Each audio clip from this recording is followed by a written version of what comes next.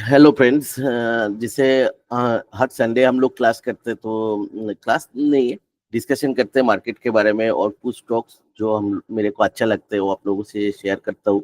मेरा analysis obviously कोई recommendation नहीं है, तो उसके ऊपर आप लोग भी स्टडी करो और मेरे को भी कुछ माइनस पॉइंट या तो प्लस पॉइंट्स आपको मिले तो शेयर करो। तो ये डिस्कशन मैंने काफी दिन से उसलिए आप लोगों के साथ मतलब शेयर करता हूँ।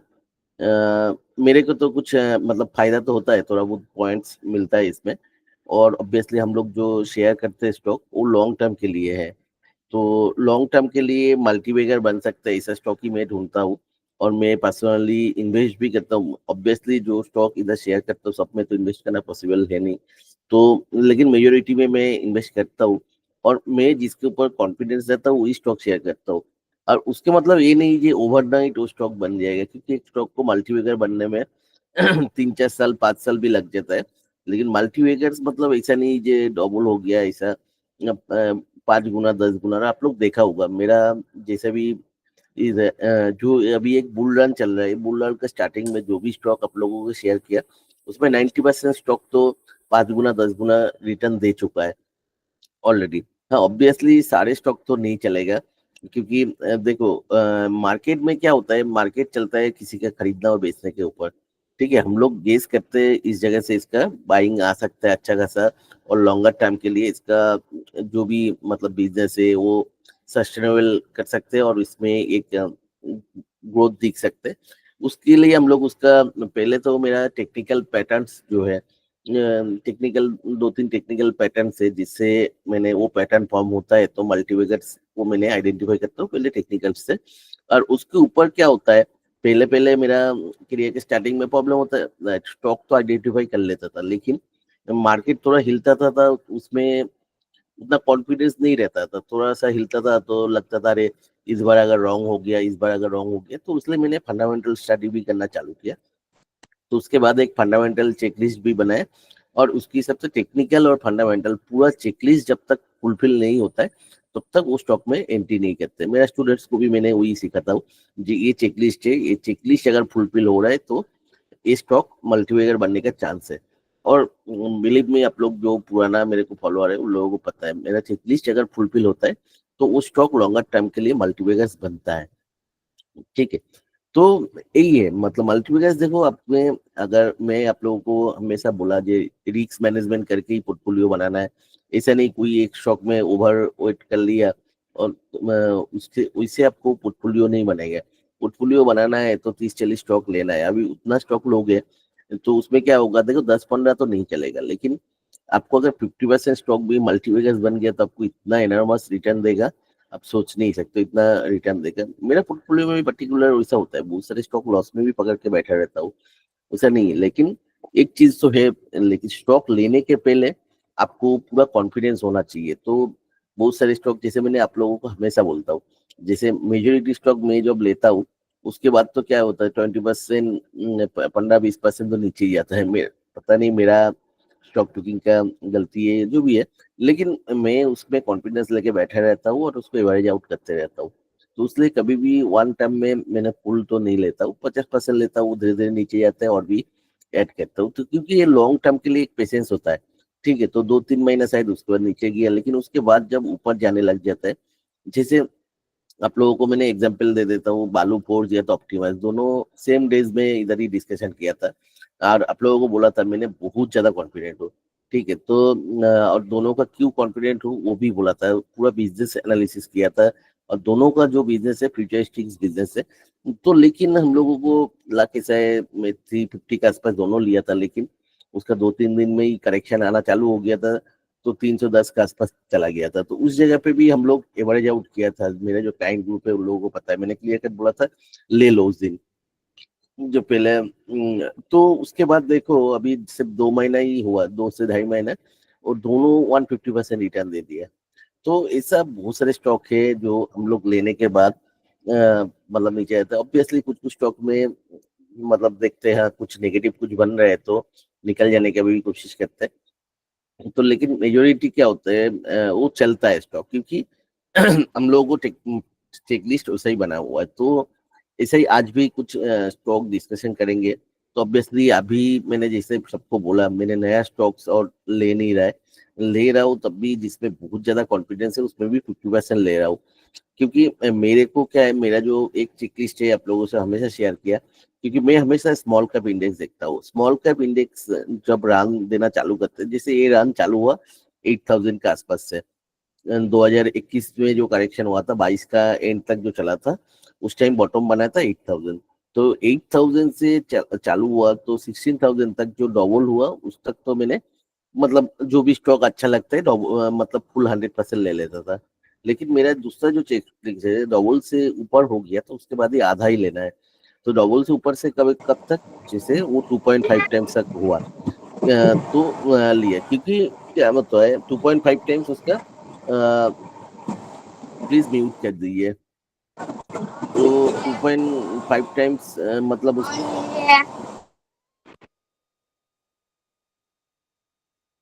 मतलब 20,000, तो 20,000 के आसपास तो अभी आ गया। तो मैंने डिसाइड किया, क्योंकि क्या होता है हम लोग अगर लॉन्ग टर्म के लिए स्टॉक ले रहे हैं, चलो अभी 20,000 से और भी 1-2 हजार चला गया मार्केट, तो उसमें क्या होगा, स्टॉक तो चल जाएगा, लेकिन आप अगर लॉन्ग टर्म के लिए सोच रहे हो, लंबा टाइम पे लो, उसके नीचे ही आने वाला है जो भी पॉइंट से आप लोग एंट्री किया। हाँ, तो क्योंकि एक कोई भी स्मॉल कैप का हिस्ट्री देख लो, जब भी डबल और 2.5 टाइम्स हुआ या तो उससे ज्यादा हुआ, तो उसके बाद ही एक बड़ा करेक्शन आया। देखो इस बार होगा या नहीं होगा वो पता नहीं, ठीक है, और कौन सा पॉइंट से करेक्शन चालू होगा वो भी पता नहीं, लेकिन ये मेरा प्लानिंग था पहले से ही। मैंने आप लोगों को जब 12,000 का लेवल पे भी था स्मॉल कैप इंडेक्स, तब भी बोला था कि 20,000 मेरा प्लान है, 20,000 आएगा तो मैं पिकशन लूंगा। पिकशन मतलब ऐसा नहीं जे पूरा का पूरा निकल जाना या तो कुछ है। हाँ, मैंने 19,000 आया तो तब से ही मैंने 15% के आसपास निकल के रख दिया। क्योंकि ये है, देखो इस टाइम क्या होता है, मार्केट बहुत वल्नरेबल होता है, कभी भी एक दिन में शायद 5% गिर जाए, तो 5%, 2 दिन में 10% गिर जाए, ऐसा दिन आ ही सकता है। तो तब अगर पैसा नहीं रहेगा, ठीक है, क्योंकि पैसा हाथ में नहीं रहेगा, मैक्सिमम मेजोरिटी लोगों को प्रॉब्लम क्या होता है, सब टॉप पे सब लोग इन्वेस्ट कर लेते हैं, उसके बाद जब रियलिटी करेक्शन आते हैं पैसा नहीं रहता, तो मैं थोड़ा बहुत उसलिए पैसा हमेशा हाथ में रखता हूँ। नॉर्मल मार्केट में जब कॉन्फिडेंस रहता है तब 5% के आसपास तो रख ही देता हूँ, और कुछ खुद से देखे शायद 10% ऐसा अपॉर्चुनिटी मिलता है, ये 5% 10% का अचानक से करेक्शन आ जाए। लेकिन इस बार का जो करेक्शन शायद आएगा, वो मैंने उतना मतलब थोड़ा सा डीप करेक्शन एक्सपेक्ट कर रहा हूँ। तो जब भी आएगा, मतलब ऐसा नहीं जे कल उठ के आ जाएगा, क्योंकि हम लोग लॉन्ग टर्म के लिए सोचते हैं, तो ऑब्वियसली अभी नया स्टॉक लेने का टाइम तो है नहीं। तो हम लोग क्या कर सकते हैं, हम लोग डिस्कस करके लिस्ट बना के रख सकते हैं, जे जब भी करेक्शन आएगा या तो अपॉर्चुनिटी मिलेगा, नहीं तो पुराना जो भी स्टॉक है, देखो मेरा मैं जब निकाला था, ठीक है, तब मेरा 15% आसपास निकला था। तो अभी मार्केट थोड़ा बहुत चला तो वही मेरा फिर से 85% पहले का 95% का आसपास आ गया, ठीक है। तो तो जो 15% अमाउंट निकला था वो 10% में आ गया अमाउंट। तो ठीक है, अभी शायद 20,000 अगर टच करे तो फिर से निकल देंगे, नहीं तो मैं हमेशा आप लोगों को बोला मेरा एग्जिट प्लान क्या है, एग्जिट प्लान वो भी बता दिया आप लोगों को, लास्ट क्लास में भी बताया। चलो जो लोग मिस किया इस क्लास में भी मैंने बता दूंगा, जी मैंने एग्जिट प्लान कैसे डिसाइड करके रखा। अगर एग्जिट करना है तो एग्जिट प्लान भी मतलब ऐसा नहीं है पूरा का पूरा निकल जाना है, आप लोगों को पता है, क्योंकि मेरा पोर्टफोलियो में 70% तो फ्री स्टॉक है और उसको मैंने कभी निकलने वाला हूँ नहीं।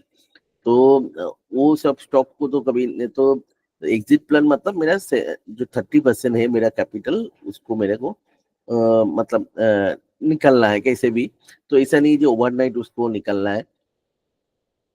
चलो अभी ये स्मॉल कैप इंडेक्स का देख लेते हैं थोड़ा।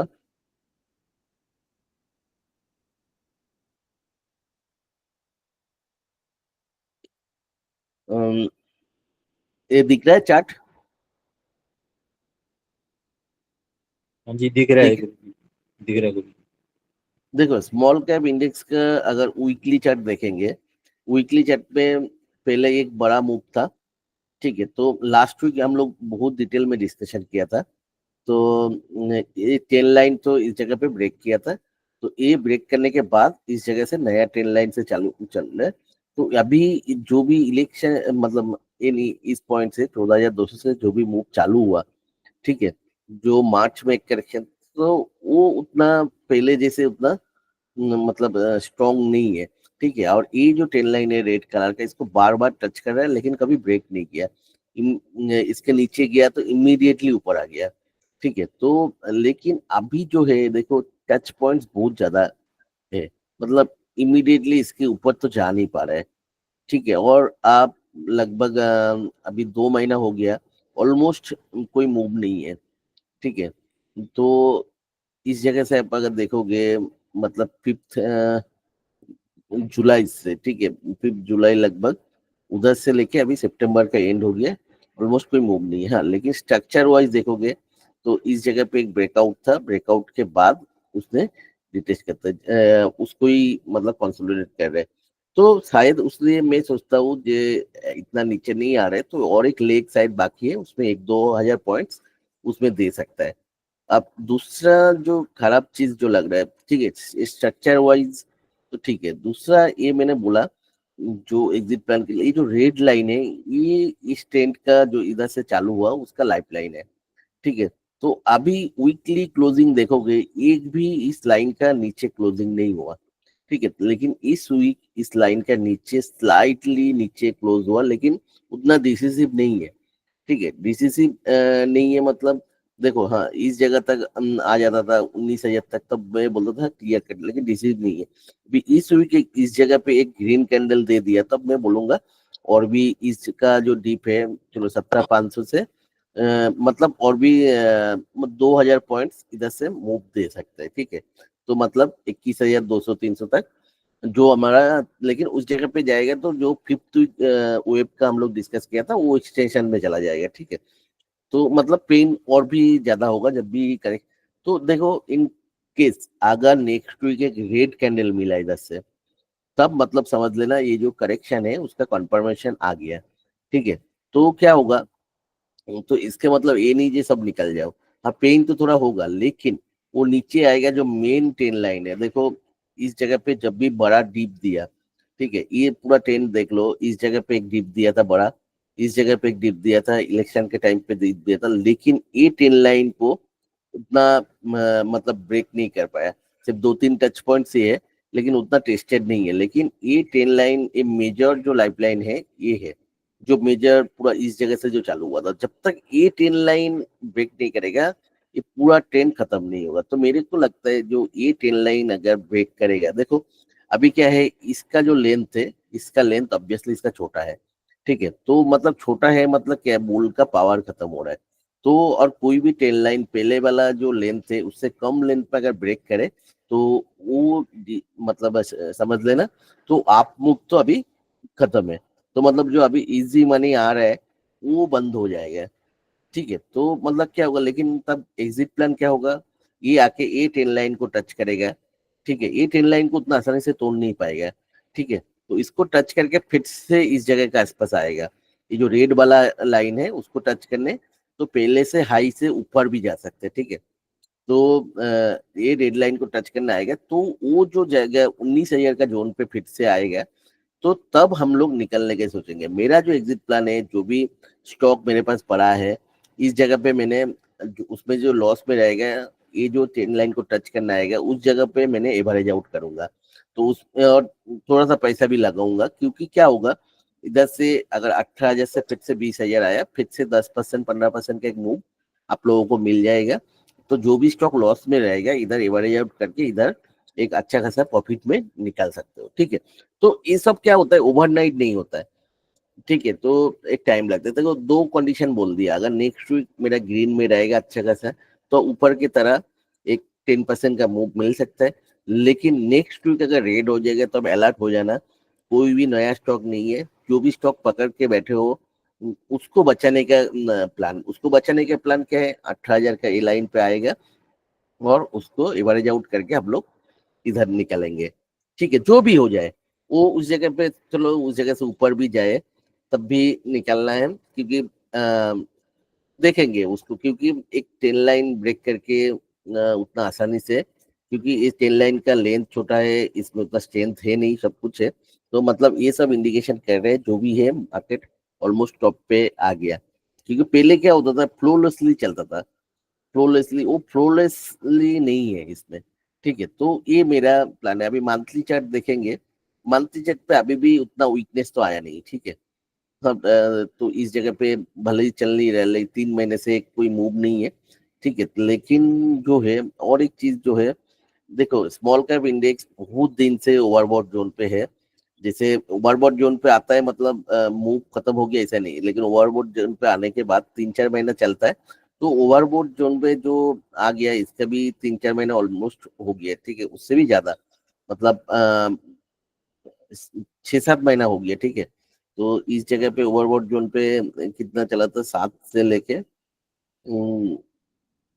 जनवरी तक चला था, मतलब आपको इधर भी 5-6 महीना ही था। तो ओवरबॉट जोन पे ऑलमोस्ट 5-6 महीना है। तो उसके बाद एक डिप तो देता ही है, ठीक है। तो जो भी है, मतलब इस जगह पे मैं उतना, मतलब नया पिक लेने जैसे कॉन्फिडेंस तो मेरे पास है नहीं।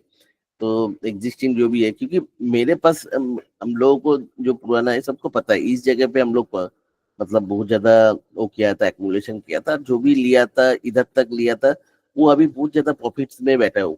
तो वो प्रॉफिट को बचाना मेरा मेन है, ऐसा नहीं जे, देखो मैं ट्रेडर नहीं हूँ, 4-5 रुपया उसे मतलब 5-10% आ गया, उसके लिए मैं कभी एंट्री नहीं करता हूँ। मैं एंट्री जब भी करता हूँ, एक लॉन्ग टर्म के लिए 5-10 गुना वही सपना देखता हूँ। और मैं तो सपना देखता हूँ 100 बेगर्स का। तो ऑब्वियसली 100 बेगर्स उतना आसान नहीं है, मेरा पूरा लाइफ में ही 3-4 से 100 बेगर्स मिला, वो भी पूरा तो रख नहीं पाया, एक्सीडेंटली रह गया था, नहीं तो वो हर रोज भी देखता था तो वो भी निकल जाता था।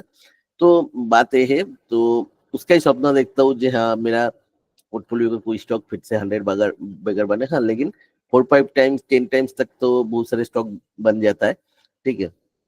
इस साल ही बहुत सारे स्टॉक जैसे दिया ऐसा, आप लोगों को सबको पता है जो रेगुलरली क्लास अटेंड करते हो।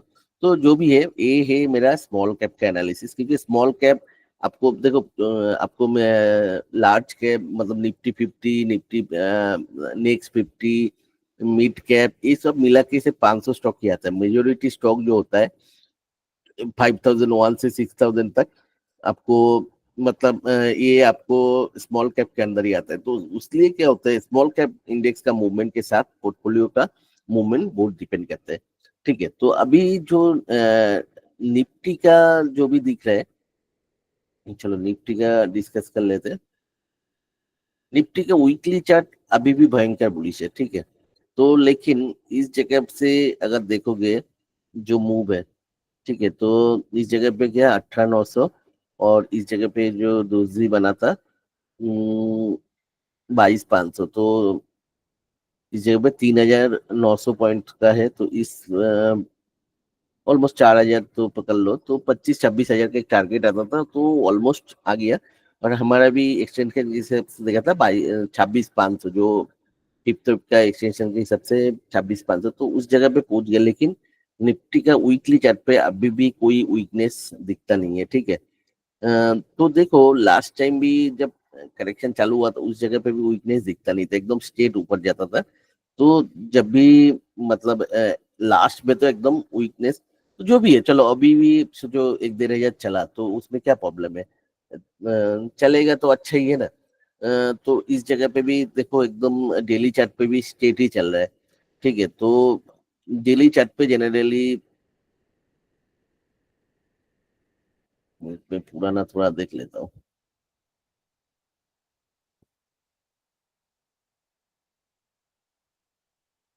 जो देखो इस जगह पे करेक्शन चालू हुआ था, करेक्शन के पहले कैसे चला था, पूरा का पूरा गैप अप। तो डेली चार्ट जब सबसे स्ट्रॉन्गेस्ट रहता है, तो इस जगह पे ऐसा जो गैप अप पूरा कंटिन्यूअस 5-6 दिन गैप अप चला था, तो उस सिचुएशन अभी भी इस जगह पे नहीं है, ठीक है। तो लेकिन बहुत स्ट्रांगली चल रहा है, मतलब डेली चार्ट कुछ भी हो जाए, निफ्टी को जैसे कुछ भी देखना ही नहीं है, ठीक है, ऊपर चल रहा है। तो फिफ्थ वेव का लास्ट में ऐसा ही मूव होता है, ठीक है। मैं नहीं बोल रहा हूँ जो अभी अभी मतलब खत्म हो गया, शायद और 1,000 भी चल सकता है, ऐसा कुछ नहीं है, क्योंकि एक्सटेंशन कब बंद होता है किसी को पता नहीं होता है, ठीक है। तो देखो मैं ऐसा नहीं बोल रहा हूँ जो निकल जाओ, या तो ना निफ्टी देख के मैं कोई स्ट्रैटेजी करता हूँ, ना मैं ऑप्शन में पोजीशन लेके बैठा हूँ। लेकिन निफ्टी अभी वीकली चार्ट मंथली चार्ट दोनों के हिसाब से बहुत ज्यादा बुलिश है। ठीक है। तो बुलिश है, और मैंने इस जगह पे बोला था जे लास्ट वीक की सबसे, जे ये वीक का इस जगह पे मतलब लास्ट वीक एक ग्रीन कैंडल मिलेगा तो 26,500 का तो टारगेट आ जाएगा। तो लास्ट वीक एक ग्रीन कैंडल का उसका मतलब ये जो लास्ट टू लास्ट वीक बोला था ग्रीन कैंडल मिल गया था, तो तब बोला था 26,500 का टारगेट आएगा, तो उसका आसपास तो आ गया। ठीक है, तो देखते हैं उस जगह पे मतलब कैसे बिहेवियर करते हैं। तो लास्ट एकदम लास्ट लास्ट डे का कैंडल स्लाइटली मतलब बेयरिश है, लेकिन उतना ज्यादा नहीं है। ठीक है, तो ओवरऑल निफ्टी का structure weekly chart monthly chart सब स्ट्रक्चर में वेरी वेरी बुलिश स्ट्रक्चर है। ठीक है, तो मैंने डेली चार्ट पे भी उतना कुछ नहीं है। देखो 5 दिन में तो 4 दिन मतलब ऐसे ही बुलिश ही रहा, कितने भी नीचे जाए तो इमीडिएटली ऊपर आ जाता है। ठीक है, तो अभी भी निफ्टी में उतना वीकनेस दिख नहीं रहा है। हाँ, डेली चार्ट पे ऑब्वियसली एक ओवरबोट जोन पे तो है, तो लेकिन वो मेरे को उतना सीरियस कुछ लग नहीं रहा है निफ्टी का। ठीक है, तो देखेंगे जब मतलब इसमें नेगेटिव साइन मिलेगा तो बता देंगे। अभी नेक्स्ट वीक जैसे देखो कंटिन्यूअस 3 वीक एक फॉलो अप कैंडल पे चल रहा है, तो नेक्स्ट वीक भी इसका थ्रोपुट रह सकता है। ठीक है, तो निफ्टी मतलब कोई बेयरिश सिग्नल अभी निफ्टी में मेरे को दिख नहीं रहा है, तो जब भी दिखेगा तो बोलेंगे। लेकिन हाँ, इस जगह से अगर एक बड़ा सा रेड कैंडल अगर मिल जाए, ठीक है, इस जगह से अगर बड़ा सा रेड कैंडल मिल जाए तब थोड़ा सा प्रिकॉशन लेना जरूरी है, क्योंकि क्या है इस जगह पे एक राइजिंग ओएस था।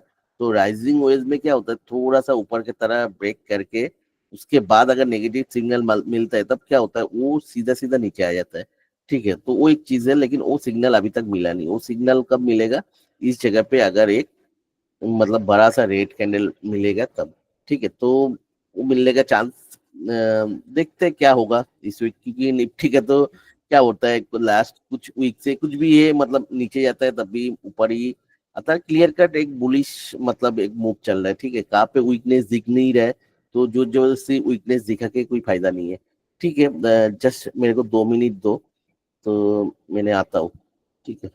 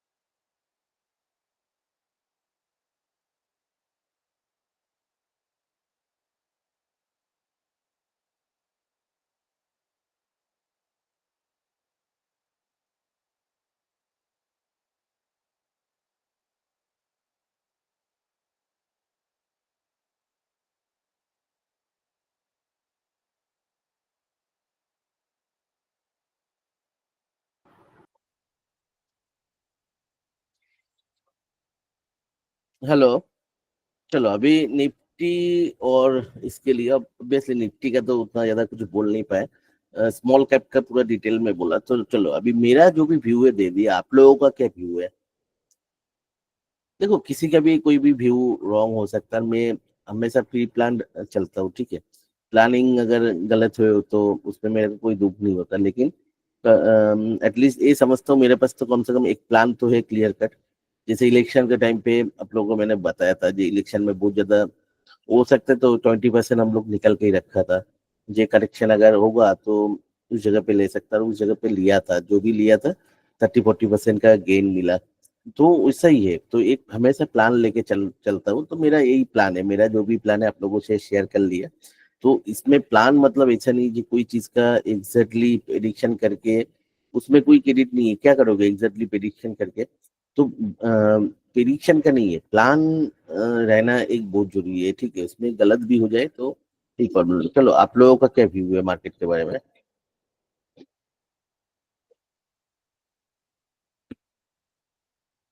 किसी का कोई व्यू नहीं है। कोई कुछ तो शेयर करो।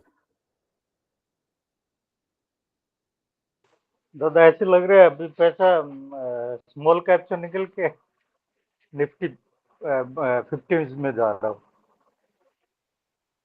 इससे नहीं होता, ऐसे कौन निकल के जाएगा? ये क्या हो रहा है मेरे को जो लग रहा है, ये दैट इज, ये मार्केट को जब भी मार्केट टॉप में रहता है ना, मैंने 2021 का अक्टूबर में भी देखा था, ठीक है। ये क्या होता है, इंडेक्स को ऊपर रखता है। तो इंडेक्स जब तक ऊपर रहेगा ना, मार्केट में एक बुलिश तो रहेगा, ठीक है। तो लोग, एक कॉन्फिडेंस रहेगा, हाँ इंडेक्स ऊपर जा रहा है तो आज नहीं तो कल मेरा स्टॉक चलेगा। तो एक्चुअली इंडेक्स को ऊपर रख के स्मॉल कैप मिड कैप से धीरे धीरे पैसा निकलता है, ठीक है। तो निकल के उसके बाद एक्चुअली करेक्शन चालू होता है, क्योंकि लोग, क्या होता है, स्मॉल कैप मतलब लार्ज कैप में उतना लेता नहीं है। पर्टिकुलरली मैं तो नहीं लेता लार्ज कैप, क्योंकि मेरे को लार्ज कैप में मैं मल्टीवेगर्स नहीं मिल सकता लार्ज कैप में, ठीक है। तो वो 5 साल 10 साल में डबल ट्रिपल तो हो सकता है, लेकिन मेरे को स्मॉल कैप से जो ऐसा नहीं, इंडेक्स मैनेजमेंट भी बहुत टाइम होता है, ठीक है। तो उसमें क्या होता है, इंडेक्स को ऊपर रख के स्मॉल कैप मिड कैप से पैसा निकलता है।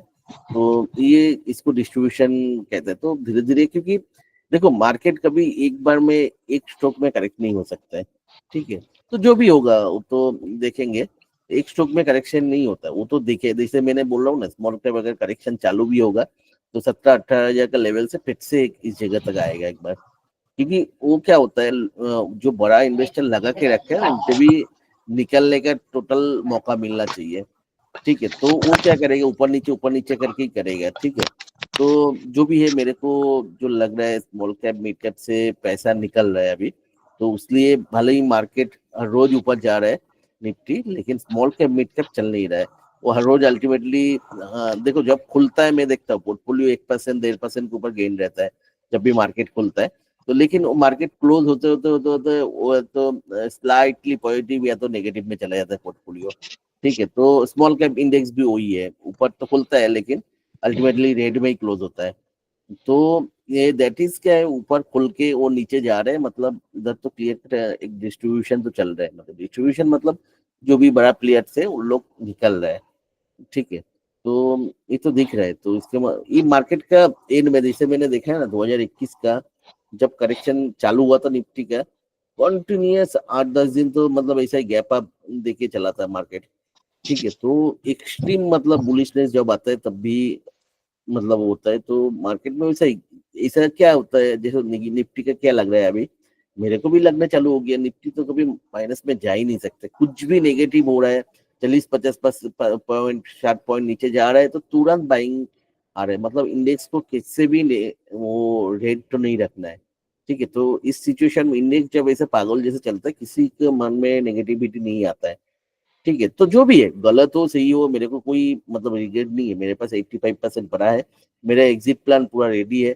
अगर मार्केट इससे ऊपर जाएगा, स्मॉल कैप इंडेक्स भी ऊपर जाएगा, तो उसमें ही मैंने मतलब मेजोरिटी जब मार्केट में है तो उसमें मैं एंजॉय करूंगा, क्योंकि ऊपर जाएगा तो क्या प्रॉब्लम है, मेरे को तो अच्छा ही है ना, मेरे को पैसा आएगा, सब कुछ आएगा।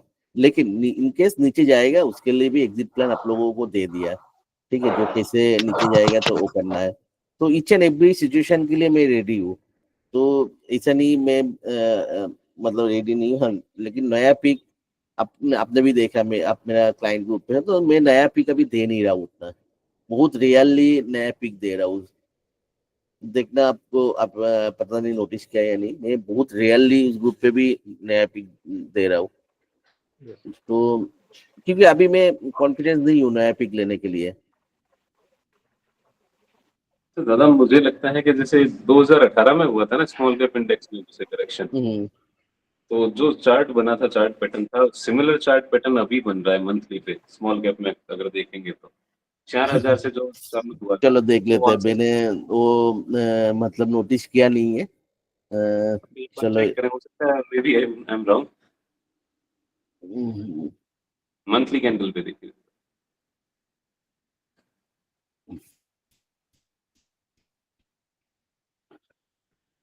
चलो 2018 का कहाँ से चालू हुआ था, इस जगह से हाँ, ना। मेरे को सर मंथली स्क्रीनशॉट। कैंडल अभी भी तो नहीं है, नहीं, 5,300 से करेक्शन हुआ 30% के आसपास, वो 4,000 समथिंग के आसपास आया। वहां से जब वो चलना चालू हुआ था ना मंथली कैंडल में, अच्छा ये वाला बोल रहे हो 6,000 से जो करेक्शन हुआ था? हाँ 6,000 से वो करेक्शन हुआ, 4,000 के आसपास आया। वहां से चार वापस हजार दो उसने सौ जो स्टार्ट की थी वो सिमिलर कंडीशन की अपनी रैली चल रही है। मैं अब वही वो बोलता हूँ लास्ट ना, वीक में देखो चल एक्चुअली हाँ, मैं बहुत बार ये डिस्कस कर चुका हूँ। निफ्टी का स्मॉल कैप का करेक्शन अगर देखोगे ना, एक क्या रहता है, एक 30% का करेक्शन रहता है। आप 6,200 से देखोगे, 4,200 मतलब कि 30% का करेक्शन हुआ। हाँ, तो 30% के करेक्शन के बाद उसने हमेशा डबल से ज्यादा या तो 1.5 रिटर्न दिया। टाइम्स तक चलता है। ठीक है, तो इस जगह पे 4,200 से देखोगे 9,800 के आसपास, तो मतलब हम्म, क्या है 1.5 टाइम 2.5 टाइम्स के आसपास चला। ठीक है, तो हाँ, उसके बाद देखो निफ्टी का साइकिल क्या होता है, एक 30% का करेक्शन, उसके बाद एक 50-60% का करेक्शन। तो देखो उस बार क्या लास्ट करेक्शन जो था वो 33% का करेक्शन था, तो उसके हिसाब से इस बार का करेक्शन थोड़ा डीप दिख रहा है। तो निफ्टी का जो साइकिल है उसके हिसाब से ये मैंने डिस्कस बहुत दिन से कर रहा हूँ, तो उसलिए मैं ज्यादा मतलब प्रिकॉशन लेके मतलब थोड़ा सा ज्यादा प्रिकॉशन है, और एग्जिट प्लान मैंने हमेशा सोच रहा हूँ। क्यों मैंने थोड़ा सा डरा हुआ हूँ, ऐसा नहीं है मैं किसी को डरा रहा हूँ। तो निफ्टी का हमेशा आप साइकिल देखोगे, एक छोटा इवन आप मतलब कोई पे भी देख लो, तो इस जगह पे ही एक रियर है जो कंटिन्यूअसली दो करेक्शन मतलब, लेकिन इस जगह पे भी आप देखोगे 4,500 से दो नहीं, हजार चार उसके सौ बाद से जब फिफ्टी रैली स्टार्ट हुई थी ना दादा, 50% का करेक्शन तब भी इधर था। ठीक है, तो तो यहाँ से एक 2.5 गुना चला। हाँ तो 50 नहीं, एक्चुअली इधर से चला इस तक, इधर तक। ठीक है, एक 50% के करेक्शन उधर के बाद इधर मतलब मैं दादा इधर यहाँ से बोल मैं वही यहाँ से देखो, बोल रहा हूँ। आपको मैंने क्या बोलता हूँ, देखो मेरा हमेशा वो है एक 50-60% करेक्शन, उसके बाद 30% करेक्शन, उसके बाद फिर फिर आगे से बढ़ जाएगी। 50-60% हाँ, मैं करेक्शन, इसी की उसके बात बाद कर रहा फिर हूँ। से 30% का करेक्शन। ठीक है, इवन फिर इस वहां से जगह वापस 2.5 गुना हो गया, हो जाएगा, हाँ फिर वहां से करेक्शन होगा ऐसे। हाँ, तो वही मतलब हमेशा निफ्टी डबल 2.5 टाइम्स चलता है, तो उसके बाद एक 30% का या तो 50% का करेक्शन, 50-60% का करेक्शन रहता है। ठीक है, तो स्मॉल कैप इंडेक्स का तो ये हमेशा का साइकिल है। तो उसके हिसाब से मतलब वो साइकिल के हिसाब से इस बार का करेक्शन थोड़ा डीप है, ये मैंने बहुत दिन से आप लोगों को मतलब कंटिन्यूसली लास्ट 1-2 महीने से ही बोल रहा हूँ। तो इस बार का करेक्शन अगर होगा तो डीप हो सकता है, जो मैंने वो भी बोला। तो मतलब सोचो करेक्शन 20,000 से भी चालू होगा तो मैं 12,000 का आसपास एक्सपेक्ट कर रहा हूँ, या तो 22,000 से भी चालू होगा तब भी 12,000 का एक्सपेक्ट। तो मतलब जितना ऊपर जाएगा पेन उतना ज्यादा होगा। ओके दादा। ठीक है ना, चलो अभी दादा ये बोलिए और। बैंकिंग शेयर्स अभी भाग रहे हैं, प्राइवेट बैंक भी भाग रहा है और ये भी भाग रहा है, तो उसका इम्पैक्ट पड़ेगा ना इस पे, मार्केट पे? देखो लार्ज कैप सभी लिटिल बिग चल रहा है। ठीक है, और मैं पर्सनली बैंकिंग का शेयर लेता नहीं हूँ। ठीक है, क्योंकि बैंकिंग का बिजनेस मेरे को समझ में नहीं आता है। और बैंकिंग का बिजनेस में कभी भी मार्जिन भी उतना ज्यादा नहीं है, भले ही बहुत सारे मल्टीवेकेट्स आता है इधर से, लेकिन मैं बैंकिंग का मैं उसके हिसाब से सोचता ही नहीं हूँ। मैं मेरा हमेशा कोई भी प्लान होता है स्मॉल कैप इंडेक्स के ऊपर होता है, ना मैंने सेक्टर वाइज सोचता हूँ ना कुछ भी वाइज सोचता हूँ। ठीक है, तो शायद हो सकता है कुछ भी हो सकता है, लेकिन मैं उसके हिसाब से मैं सोचता नहीं, तो उसलिए मैं बोल नहीं पाऊंगा। Hello sir. हाँ बोलिए।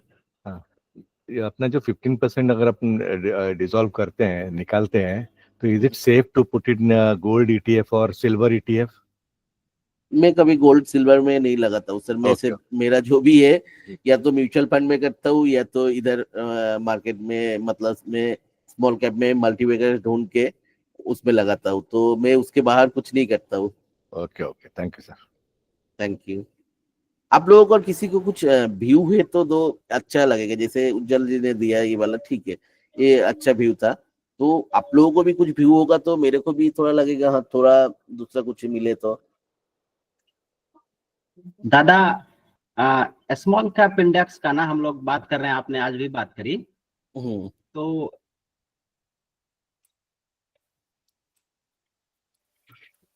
बोलिए, आपका सुनाई नहीं दे रहा है। निफ्टी तो बुलिश है, सुनाई दे रहा है दादा? हम्म निफ्टी तो बुलिश है, आपने भी बोला। स्मॉल कैप जो इंडेक्स है वो एक जगह पे स्थिर है, स्थिर नहीं है, 19,500 धीरे धीरे नीचे जा रहे हैं। हाँ, लेकिन जो इंडिविजुअल स्टॉक है उसमें दादा, वो तो पीक से 20-30% जो है सो बहुत सारे स्टॉक ऑलरेडी करेक्ट हो चुके हैं। उसमें तो करेक्शन ऑलरेडी स्टार्टेड है, खास करके जो स्मॉल कैप का है।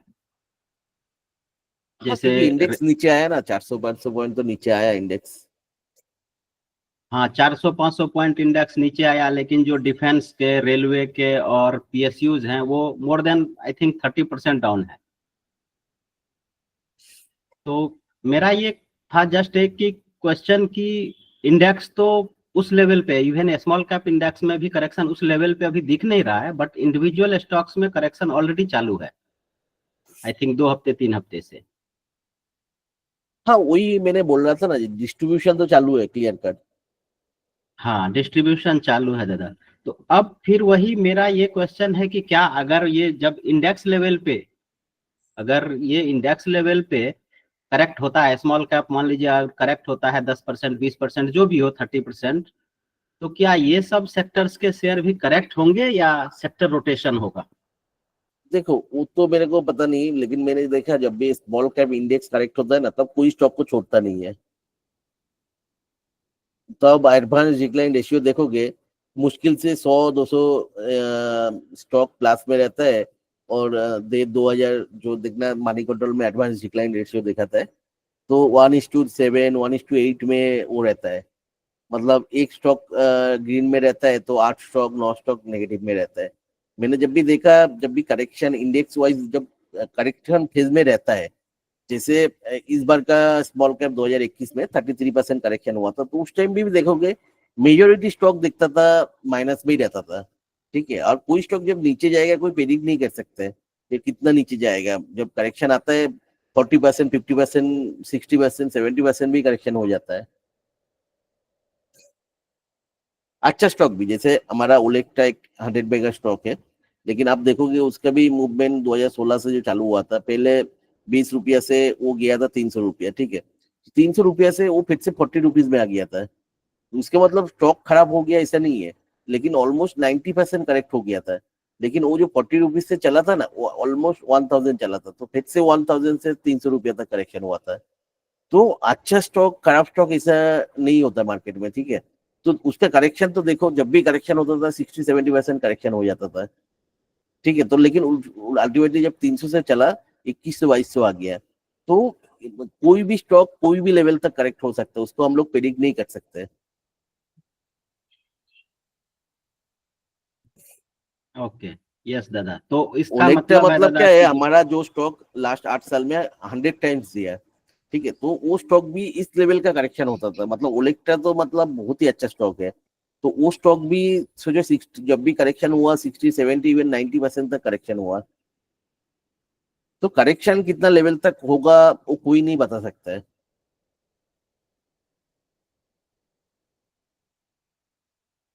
ठीक है, उसलिए प्रेडिक्ट करना नहीं चाहिए। ये है, तो उसलिए मैंने हमेशा बोलता हूँ स्टॉक में उसको एंट्री करने के पहले आपको फुल कॉन्फिडेंस आ जाए स्टॉक के ऊपर, टेक्निकली फंडामेंटली, तब भी आप उसमें एंट्री करो।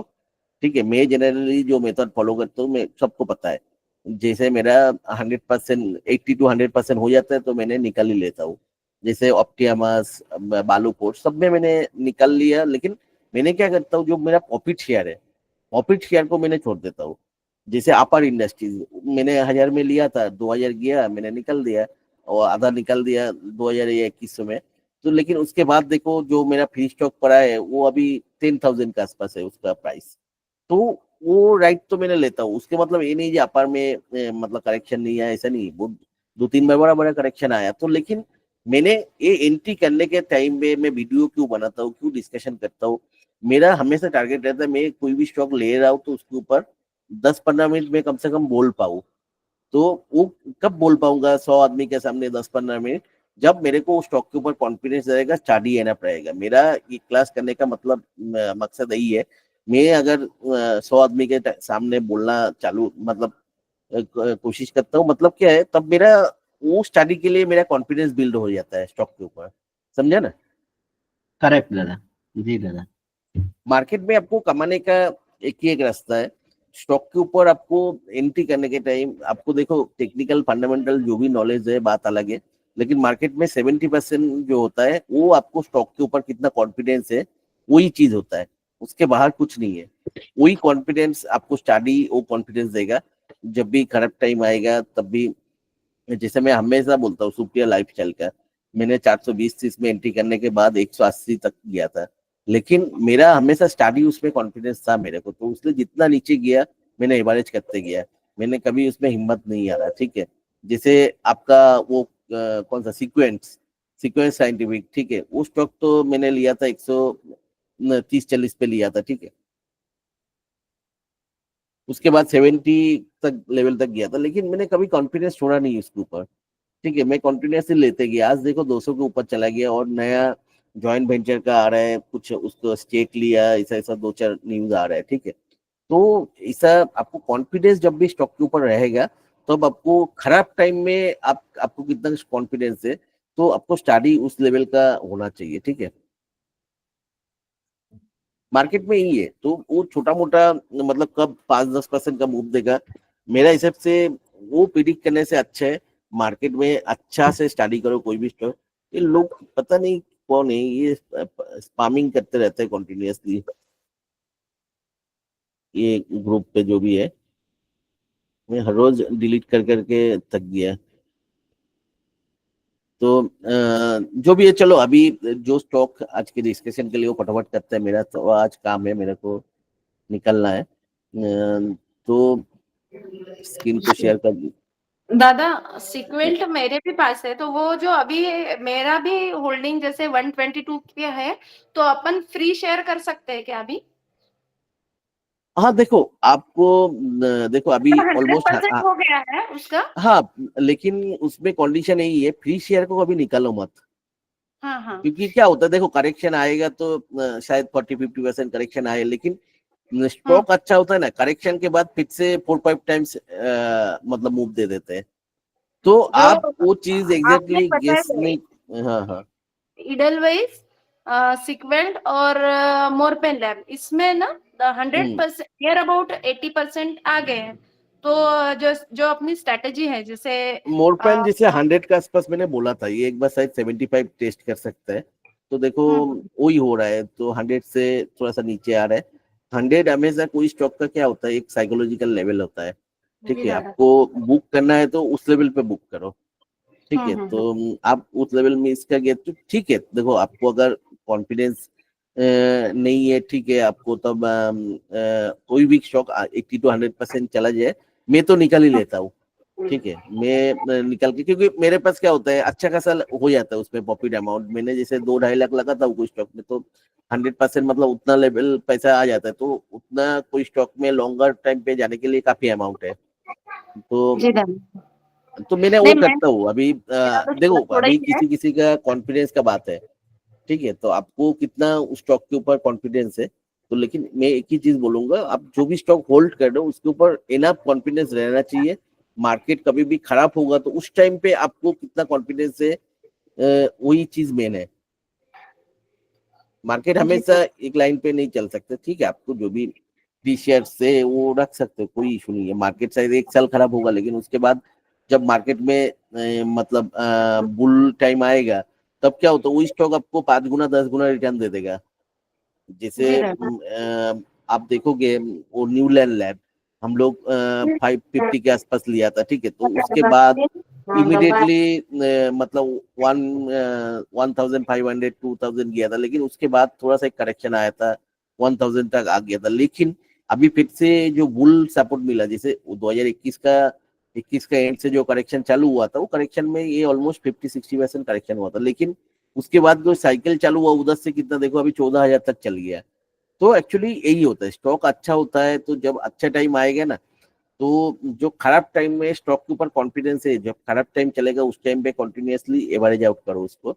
और जब उसके ऊपर, हाँ अभी लोग बोलेगा फॉलिंग लाइफ को हाथ मत लगाओ, ये मैं भी वही बोलता हूँ, टेक्निकल से वही है, फॉलिंग लाइफ में हाथ नहीं लगा, लेकिन आपको अगर वो स्टॉक के ऊपर उसका बिजनेस के ऊपर कंटिन्यूअसली मतलब आपको अगर कॉन्विक्शन है वो स्टॉक का बिजनेस के ऊपर आप दिख रहे हो, वो कंपनी सही में अच्छा परफॉर्म कर रहा है, तो वो कॉन्फिडेंस अगर आपके ऊपर है ना, तो वो स्टॉक को एवरेज करो, कोई प्रॉब्लम नहीं है उसमें। तो वो एक्चुअली अपॉर्चुनिटी होता है, वो नीचे आता है तो ठीक है। तो अपॉर्चुनिटी को आप लगाओगे तो जब मतलब ऊपर जाएगा तब आपको वो 5 गुना 10 गुना रिटर्न दे देगा, कोई इशू नहीं है। उल्टा वो अच्छा होता है, खराब टाइम मार्केट में हमेशा अच्छा रहता है। मैं खुश होगा एक करेक्शन अगर आएगा तो, समझा ना।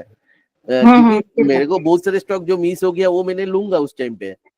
तो चलो अभी जो है मैंने 3-4 स्टॉक जो बोला था फटाफट में डिस्कशन कर लेता। आप लोग होप स्टडी किया है, क्योंकि कोई स्टडी नहीं करते लोग, उल्टा मतलब मेरे को सिर्फ 2-4% मूव के लिए थैंक यू और गाली देते रहते हैं अगर नीचे जाता है तो वैसा नहीं है मेरे को। जैसे एक स्टॉक जैसे मैं कौन सा बोला, सालासर।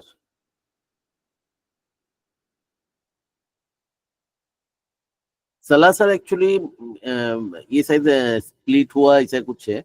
हम लोग पहले बहुत नीचे का लेवल पे, मतलब अभी का प्राइस की सबसे जो है, देखो हम लोग इस जगह पे एक बार लिया था, ठीक है। तो एक बड़ा मूव है, मेरे पास कुछ तो प्री शेयर पड़ा है, लेकिन मैं फिर से तो वो स्प्लिट का पहले वाला चार्ट है ये अभी, मतलब एक्चुअली एडजस्टमेंट होने के बाद तो जो 700 रुपया 700 रुपीज था एक्चुअली जो हाई, वो एक्चुअली अभी के हिसाब से हाई, मतलब ये बोनस हुआ स्प्लिट हुआ तो जो भी है, तो मतलब 1:20 हो गया एक्चुअली स्टॉक पहले का प्राइस से।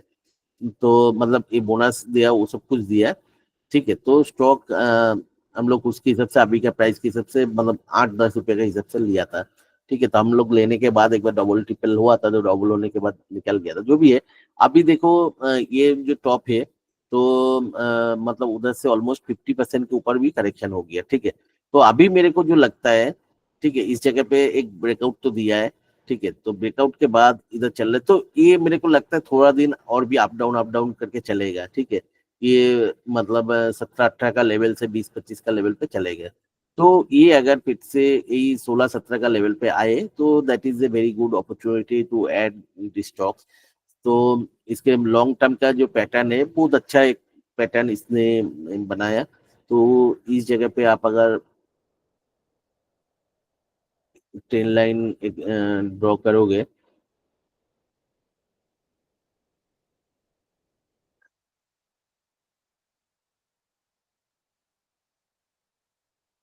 तो एक मल्टी ईयर ब्रेकआउट था विद वॉल्यूम, उसके बाद 3-4 गुना मतलब जंप दिया, तो उसके बाद एक करेक्शन हो रहा है।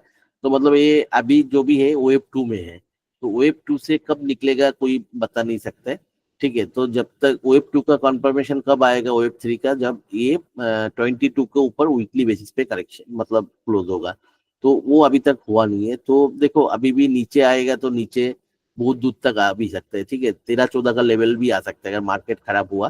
तो इन केस अगर वो लेवल गया तो that is a very very good opportunity, because it is a very good stock technically and fundamentally. लेकिन ये अगर 13-14 का लेवल गया तो that is a very good opportunity. लेकिन अभी देखो आप उतना कैलकुलेशन करके नहीं चल सकते, तो आपको अगर 17-18 का लेवल है उस जगह पे 30% ले लो, उसके बाद और भी नीचे जाए तो और भी हर 10% नीचे जाने से ऐड करते रहो उसको, ठीक है। तो बिकॉज मेरे को नहीं लगता है, बहुत कम मतलब चांस है मतलब 13-14 का लेवल जाने का, क्योंकि इस जगह पे वॉल्यूम ग्रोथ बहुत ही ज्यादा है। तो ठीक है, मतलब कोई ना कोई तो एक्यूमुलेट कर रहा है स्टॉक को, तो उस जगह पे तो उसलिए आपको मिस नहीं हो जाए तो आप मतलब 16-17 का लेवल पे आए, ठीक है, 18 का लेवल से आप 20-30% लेना चालू करो। हाँ, आपको अगर स्टॉक इनकेस ऊपर चला जाए तो मैंने जैसे बोला 22 के ऊपर अगर 1 वीक क्लोज हो जाए तो बाकी परसेंट ले लो। लेकिन अब मेरे को जो अगर मार्केट इनकेस मार्केट खराब हुआ स्मॉल कैप का जैसे हम लोग एक्सपेक्ट कर रहे हैं, तो उन केस में मतलब आपको 13 का आसपास आ भी सकता है, ठीक है। तो उस टाइम पे वो लेवल अगर आए तो बाकी जो 50-60% आपको पेंडिंग रहेगा वो ऐड कर दो। आंख बंद करके देखो, ये कोई रिकमेंडेशन नहीं है, मेरा खुद का स्टडी है उसके हिसाब से। और मे भी देखो मेरे पास फ्री शेयर अच्छा खासा पड़ा है, तो अगर उस लेवल पे जाए तो मैंने फिर से और 100% उसमें लगाऊंगा, ठीक है। तो मतलब ये है सालासर। क्यों सालासर है? सालासर का बिजनेस के बारे में किसी को पता है? इलेक्ट्रॉनिक्स। किसी ने स्टडी किया सालासर का क्या बिजनेस है? ಸರ್ ಟೆಕ್ನೋ ಇಂಜಿನಿಯರಿಂಗು ಹೌದಾ ಹ್ಮ್ किसी ने स्टडी नहीं किया। ಅದ್ರಲ್ಲಿ ಆಡ್ देखो आप लोग अगर स्टॉक को स्टडी नहीं कर रहे हो तो कैसे कमाओगे मार्केट से? किसी का बोलने से आप एक स्टॉक में तो कमा लोगे, आप कुछ स्टडी नहीं करोगे तो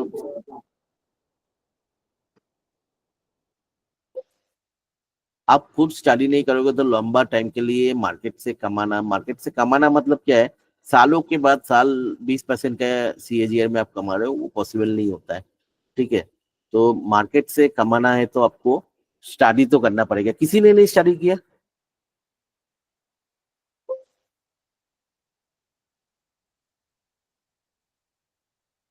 कोई तो बोलो, कुछ किसी को कुछ पता है तो बोलो मेरे को स्टॉक के बारे में।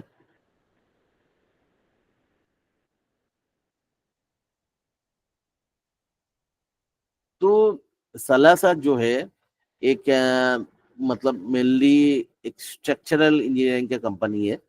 ठीक है, तो स्ट्रक्चरल इंजीनियरिंग मतलब ये स्टील स्ट्रक्चर बनाता है जो टेलीकॉम टावर्स होता है तो उसमें यूज होता है। ठीक है, तो टेलीकॉम टावर और उसके बाद आपको जो पावर का लाइंस होता है। ठीक है, पावर का जैसे ट्रांसमिशन लाइंस होता है वो मतलब वो पूरा उसका EPC मतलब क्या होता है, मतलब पूरा कॉन्ट्रैक्ट लेके उसकी हिसाब से पूरा लाइन किसी को जो ग्रिड में पावर जाने के लिए जो हाई टेंशन लाइंस होता है, पावर का लाइन डिस्ट्रीब्यूशन लाइंस होता है, वो जो पूरा इलेक्ट्रिकल जो स्ट्रक्चर होता है लाइन मतलब इलेक्ट्रिकल वायर्स का तो देखा, एक बड़ा बड़ा स्टील स्ट्रक्चर के ऊपर से वायर्स जाता है, तो वो जो पूरा इंफ्रास्ट्रक्चर है वायर्स लगाने से चालू करके वो tower banana each and everything वो बनाते हैं। दूसरा रेलवे का जो इलेक्ट्रिफिकेशन का काम होता है तो उसमें भी जो इलेक्ट्रिफिकेशन का जो पूरा मतलब स्ट्रक्चर से जैसे पोल लगाने से चालू करके वायर लगाना वो काम भी करता है। ठीक है, तो सलासा जो है पूरा का पूरा एक तो टेलीकॉम टावर्स बनाता है, इसने बहुत सारे टावर्स बनाया, प्लस पावर डिस्ट्रीब्यूशन का जो लाइंस होता है उसका, प्लस रेलवे इलेक्ट्रिफिकेशन का जो है। तो अभी ये स्टॉक क्यों है, ये फील्ड में क्यों है? अभी आप लोग देखा होगा इंडियन गवर्नमेंट ने इंफ्रास्ट्रक्चर में ह्यूज स्पेंडिंग कर रहा है। जैसे इस साल का भी बजट में देखोगे 11,000 करोड़ इंफ्रास्ट्रक्चर में। तो इंफ्रास्ट्रक्चर अगर आपको डेवलप होगा तो ऑब्वियसली आपको मतलब ये सब जो कंपनीज है, अभी ये सब कंपनीज के हमने देखोगे ना, जैसे हम लोग इसका ही इस तरह का कंपनी हम लोग वो लिया, उसका क्या नाम है, स्कीपर हम लोग 250-260 के आसपास से लिया, अभी देखो 500 के ऊपर आ गया। स्कीपर में हम लोग देखा था ह्यूज ऑर्डर बुकिंग, वो कर नहीं पा रहा है। तो सालासर भी सेम पथ फॉलो कर रहे हैं, सालासर में भी ह्यूज ऑर्डर बुकिंग है, तो इसका जो भी मतलब रेवेन्यू है उससे बहुत ज्यादा ऑर्डर बुकिंग से। तो जब इंफ्रास्ट्रक्चर रिलेटेड ऐसा मतलब होता है तो ये सब कंपनी का ग्रोथ बहुत फास्ट होता है। ठीक है, दूसरा बात क्या है, देखो पावर डिस्ट्रीब्यूशन में आप अगर देखोगे इंडिया में ह्यूज मतलब रिन्यूएबल एनर्जी का स्ट्रक्चर बन रहा है। मतलब जैसे आप देखोगे सोलार विंड ये सब का, तो ये सब पावर जनरेट होगा तो ऑब्वियसली इसको डिस्ट्रीब्यूशन के लिए लाइन भी बनाना पड़ेगा। और पूरा इंडिया में अभी भी इलेक्ट्रिफिकेशन के काम बहुत जोर जोर से चल रहा है, जैसे डेटा सेंटर्स बन रहे हैं, तो डेटा सेंटर में ह्यूज पावर कंजम्पशन होता है। उसके बाद आपको जो ग्रीन हाइड्रोजन क्या होता है, जो जैसे मोदी जी ने बोला 2030 तक 5 लाख मेट्रिक टन मतलब कैपेसिटी होगा, लेकिन उसके लिए क्या है जो पावर प्रोडक्शन का जरूरत है वो ऑलमोस्ट 500 गीगावाट का जरूरत है। लेकिन वो ग्रीन हाइड्रोजन क्यों है? अभी तो जो इंडिया में हाइड्रोजन बनता है blue hydrogen. So what is blue hydrogen? Blue hydrogen ये होता है आपको मतलब जो कोल या तो ऑयल या तो गैस जो नेचुरल रिसोर्स से जो पावर बनता है वो यूज करके जो हाइड्रोजन प्रोडक्शन होता है। तो लेकिन ग्रीन हाइड्रोजन होता है जो रिन्यूएबल एनर्जी से आपको मतलब वो हाइड्रोजन रिन्यूएबल एनर्जी जैसे सोलर हो गया, विंड हो गया, हाइड्रो हो, ये सब से जो पावर प्रोडक्शन होगा वो इलेक्ट्रिसिटी यूज करके आप हाइड्रोजन बनाओगे, तो उसको कहते हैं ग्रीन हाइड्रोजन। तो ये जो इतना बड़ा स्ट्रक्चर बनने वाला है, ठीक है, तो 500 गीगावाट्स, तो उसके लिए ऑब्वियसली आपको जो पावर डिस्ट्रीब्यूशन का लाइंस भी बनाना पड़ेगा। तो this type of company Salasar, skipper ये सब का बेनिफिट मिलेगा। ठीक है, तीसरा है रेलवे इलेक्ट्रिफिकेशन का काम। आप लोगों को पता है इंडिया में अभी भी 100% तो इलेक्ट्रिक नहीं है, 20-30% अभी भी बाकी है। तो उसको आप देखोगे तो रेलवे इलेक्ट्रिफिकेशन का ये ऑलरेडी काम चल कर चुका है, कंटिन्यूसली रेलवे से ऑर्डर्स मिलते रहते हैं, ठीक है। तो वो भी एक जैसे फ्रेट कॉरिडोर पूरा सब कुछ इनिशियल काम हो गया फ्रेट कॉरिडोर का, लेकिन चल रहे हैं अभी बहुत सारे और भी फ्रेट कॉरिडोर बनने वाला है। तो ये सब जो काम है ये काम करते हैं जो अभी गवर्नमेंट का एक पुश है, तो इंफ्रास्ट्रक्चर रिलेटेड सालासर अभी एक नया जिसे काम चालू किया है, तो वो जो नया एक एक्सपेंशन कर रहे हैं वो है स्ट्रक्चरल इंजीनियरिंग का, जो हेवी स्ट्रक्चर्स होता है, ब्रिजेस, जैसे आप देखा ना कोई भी जगह से रेलवे कोई मतलब छोटा सा कैनल के ऊपर से जा रहा है तो उस जगह पे एक स्ट्रक्चरल ब्रिज बना देता है, तो उसके लिए इसने वो स्ट्रक्चरल इंजीनियरिंग का भी एक नया एक्सपेंशन किया जिसमें स्ट्रक्चरल इंजीनियरिंग के बारे में, जिसमें ब्रिजेज ये सब। तो ऑब्वियसली इंफ्रास्ट्रक्चर में जो पुश है वो पुश रहेगा, तो ये सब कंपनी को बेनिफिट मिलेगा। देखो अभी ये क्या है, मैं ये खुद को कॉन्फिडेंस के लिए मैंने इतना पढ़ाई किया जे ठीक है ये कौन सा फील्ड में है और क्या काम करता है, मैं इतना नहीं बोल रहा हूँ इसका सेल्स कितना ज्यादा हुआ ये हुआ किचन बिल्डिंग उसमें नहीं जा रहा हूँ, लेकिन ये जो भी फील्ड में है। और दूसरा जो टेलीकॉम टावर्स जिसका ये मेन बिजनेस जिधर से चालू किया था, तो उस जगह के आप देखोगे कॉन्टिन्यूस इसका ऑर्डर्स आता है, ठीक है। और टेलीकॉम टावर्स जो इंडिया में अभी 5G जो नेटवर्क पूरा इंडिया में हो रहा है, तो उसके लिए जो टावर्स बनने वाला है तो ह्यूज, मतलब ये मैंने देख रहा था कहाँ पे 2017 से 2024 तक जो टावर्स बना उसका 4 से 5 गुना बनेगा आपको 2024 से 2030 तक। तो मतलब टेलीकॉम सेक्टर से टावर्स बनाने के जो भी ऑर्डर्स आता है तो वो इस कंपनी को भी 4-5 गुना ही होगा, क्योंकि पूरा स्ट्रक्चरल जो है वो अगर उतना मतलब ज्यादा ग्रो कर रहे हैं, जिसे कुछ देखा अभी तक इंडिया में जो इतना 8 लाख के आसपास टावर्स है जो आपको होने वाला है नेक्स्ट 2030 तक, तो वो कुछ 18-19 लाख टावर्स होने वाला है, तो ह्यूज। मतलब इतना अभी तक जो 2000 साल से जो चल रहा है 24 साल में 8 लाख टावर्स हुआ, तो वही 16 से 20 लाख होने वाला है नेक्स्ट 6 ईयर्स में। तो मतलब जो रेट पे ग्रो हो रहा था टावर का स्ट्रक्चर उससे 3-4 गुना फास्टर वो मतलब होगा। तो ये सब कंपनी ये डायरेक्ट टावर का ये सब का है, तो वो सब कंपनी मतलब बहुत ज्यादा ग्रोथ होगा। देखो टेम्पोररी नीचे आ रहे हैं बात अलग है, तो आप अगर सेल्स ग्रोथ इस कंपनी अच्छा है या नहीं, इसका अगर मैंने सेल्स ग्रोथ देखूंगा तो सेल्स ग्रोथ देखो अभी 2018 में भी सिर्फ 495 करोड़ का था, उसमें ऑलमोस्ट 2.5 टाइम्स हो गया। तो उसके हिसाब से देखेंगे CAGR के हिसाब से 10 ईयर्स का 15% CAGR में सेल्स ग्रो हो रहा है, 5 ईयर्स का आपको 13% CAGR में हो रहा है, ठीक है। प्रॉफिट ग्रोथ भी वैसा ही है आपको 3 ईयर्स का अगर CAGR देखोगे। देखो कोई भी कंपनी जो खराब होता है ना उसको एक शॉर्ट टर्म में प्रॉफिट का स्पाइक दिखा सकते हैं, लेकिन 10 साल का प्रॉफिट ग्रोथ अगर 25% CAGR है तो वो कंपनी कभी खराब नहीं हो सकता है।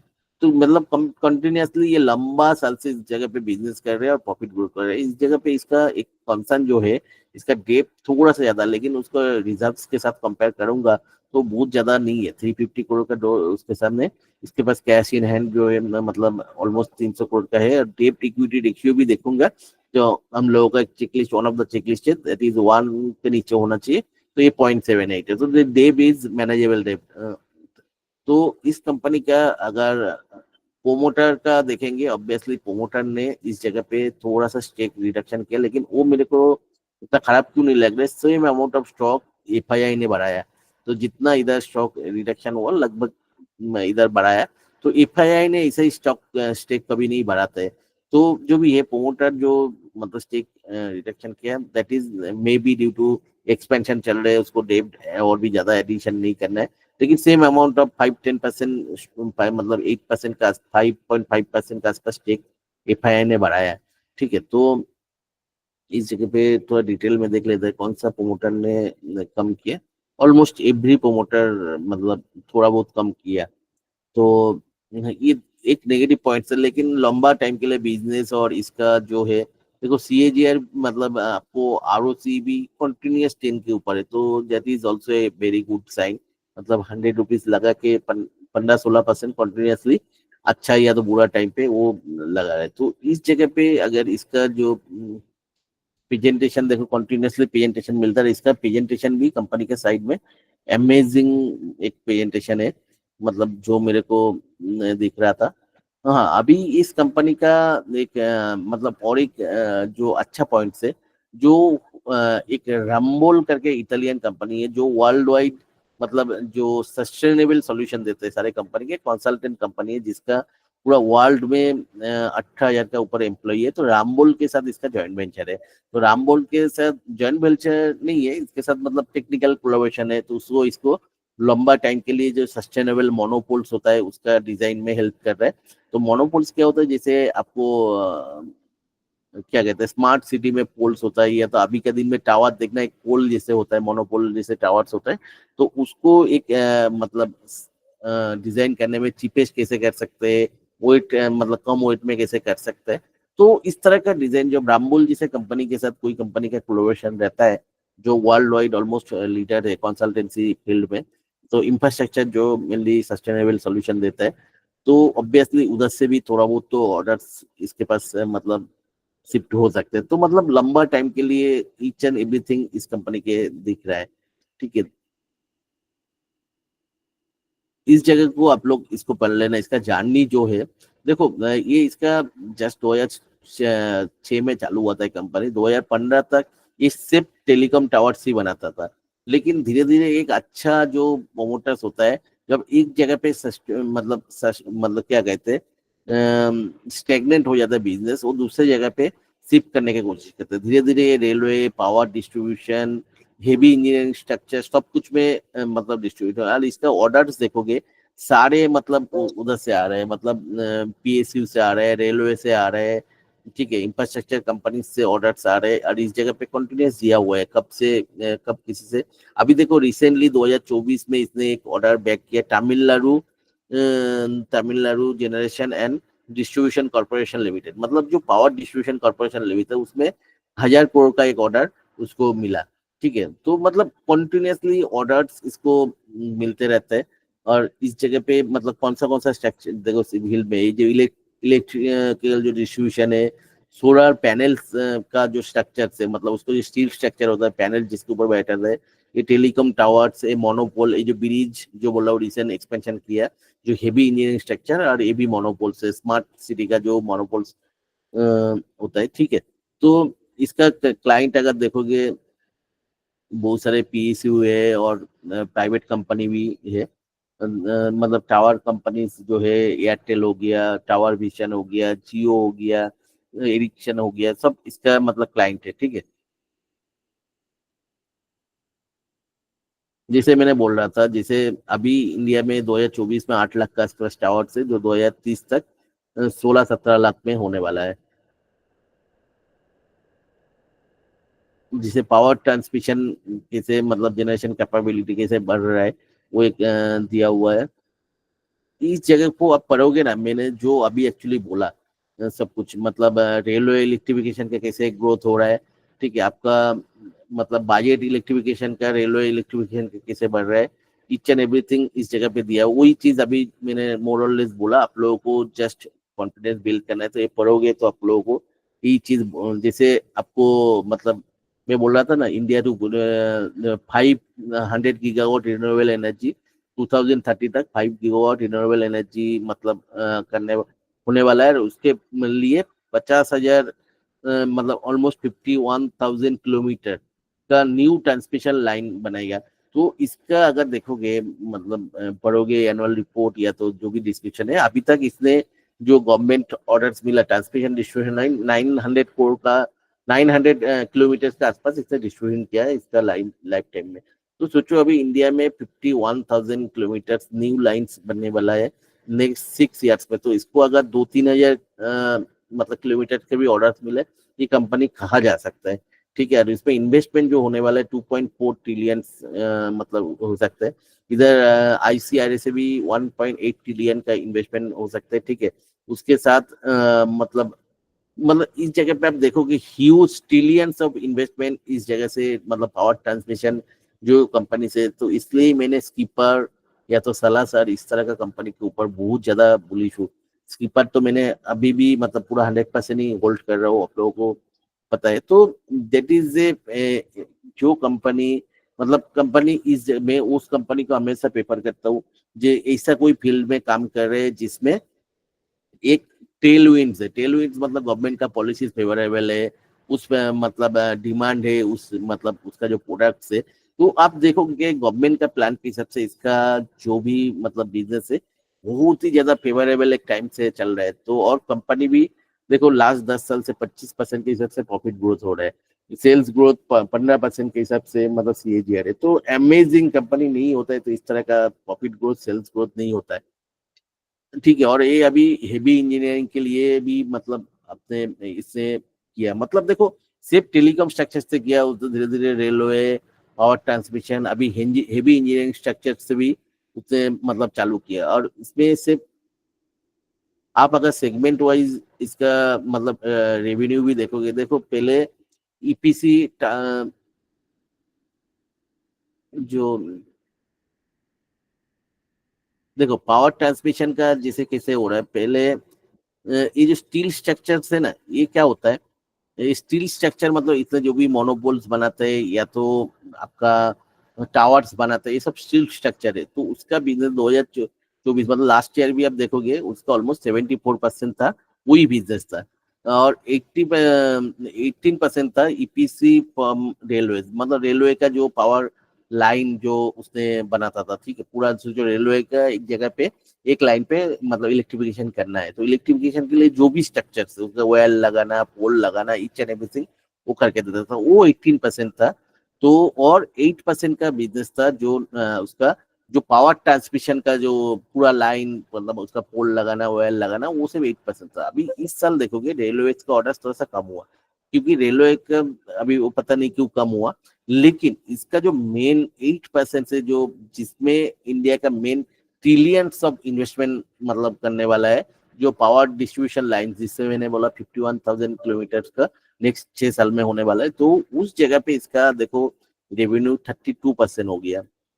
एंड जो मेन पोल्स का बिजनेस है वो उसका टोटल रेवेन्यू का मतलब क्या है, ये नहीं है जो मतलब इसका इस जगह का सेल्स कम हुआ, लेकिन बाकी सेक्टर्स में ये सेक्टर्स में बढ़ रहा है, तो इसका ये सेक्टर्स का जो पुराना सेक्टर है उसका रेवेन्यू इस जगह से थोड़ा कम दिख रहा है। मतलब दूसरा यही होता है अच्छा प्रमोशन का, प्रमोटर का निशानी, मतलब उसका जो भी काम कर रहे हैं उसका अपग्रेडेड वाला एक सेक्टर में मतलब उसका से सिमिलर है, लेकिन उधर से इजीली जा सकते हो, लेकिन उसका अपर स्ट्रीम का एक सेगमेंट में उधर ही उसका रेवेन्यू बढ़ रहा है, क्योंकि एक जगह पे आप कोई भी जगह पे मार्केट लीडर होगा, उस जगह पे एक टाइम के बाद स्टैग्नेशन आ जाता है।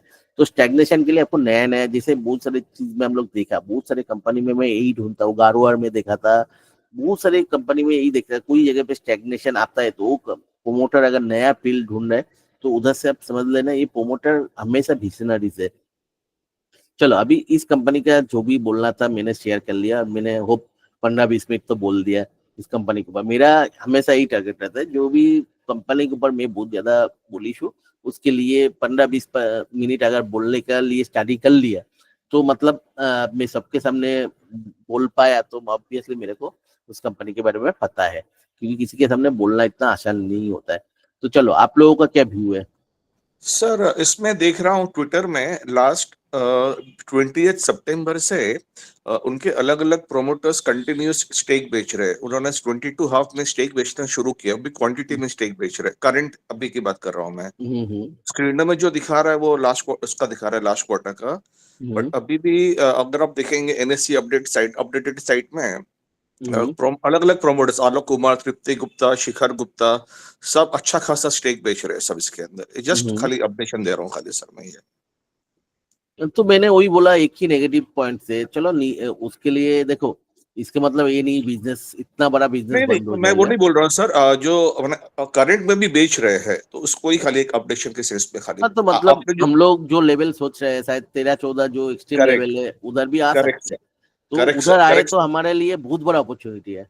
Absolutely sir. तो मैंने बोला अभी का आपको अगर 17-18 का लेवल आए 20-30% ले लेना, मतलब मेरा हिसाब से जो है, तो बाकी जितना नीचे जाएगा उस जगह पे, क्योंकि देखो कुछ भी बहुत सारे कंपनी अच्छा कंपनी को भी मैंने देखा प्रोमोटर स्टेक कम करते हुए, ऐसा वैसा बहुत सारे चीज होता है। और प्रोमोटर स्टेक बहुत टाइम क्या होता है, शायद एक्सपेंशन के लिए भी पैसा इकट्ठा करने के लिए, या तो कोई जगह पे डेप मतलब और बढ़ाना नहीं है, बहुत सारे चीज होता है, ठीक है। तो उसके लिए ऑब्वियसली प्रोमोटर जब स्टेक बच रहे कुछ तो रीजन होगा, तो शॉर्टर टाइम में कुछ नेगेटिव कुछ भी आ सकता है, ठीक है, तो वो शायद इसको 13-14 का लेवल, मतलब इधर से 40-50% का भी करेक्शन हो सकता है। तो इन केस अगर हुआ तो वो हमारे लिए बहुत बड़ा अपॉर्चुनिटी, एग्री क्योंकि एग्री सर।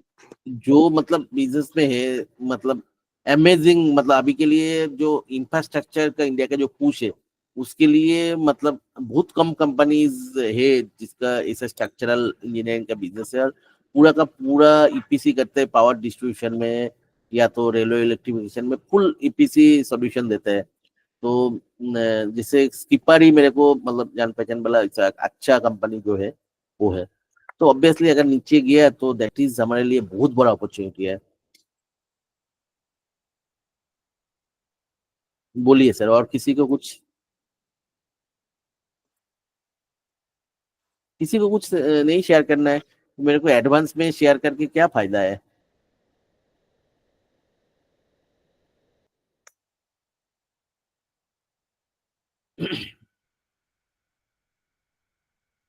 अब एकदम चुप है, कुछ तो बोलो, किसी को कुछ नहीं शेयर करना है?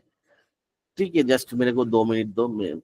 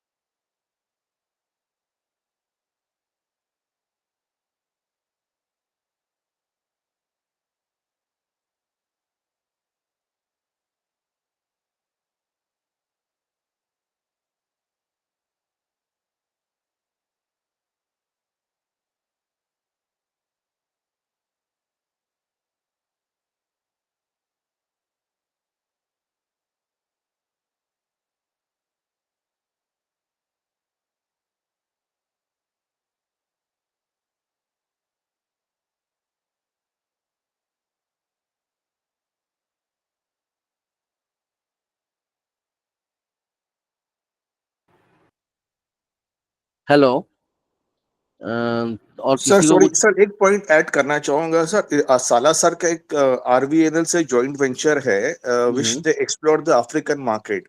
तो उनको लास्ट 1-2 क्वार्टर में रवांडा, सेंट्रल अफ्रीका में काफी अच्छे अच्छे ऑर्डर्स मिले हैं सर, उनका जो जॉइंट वेंचर। तो आपने अच्छा, आपकी बात सही है सर, फ्यूचर बहुत ही अच्छा है सर इसकी सर।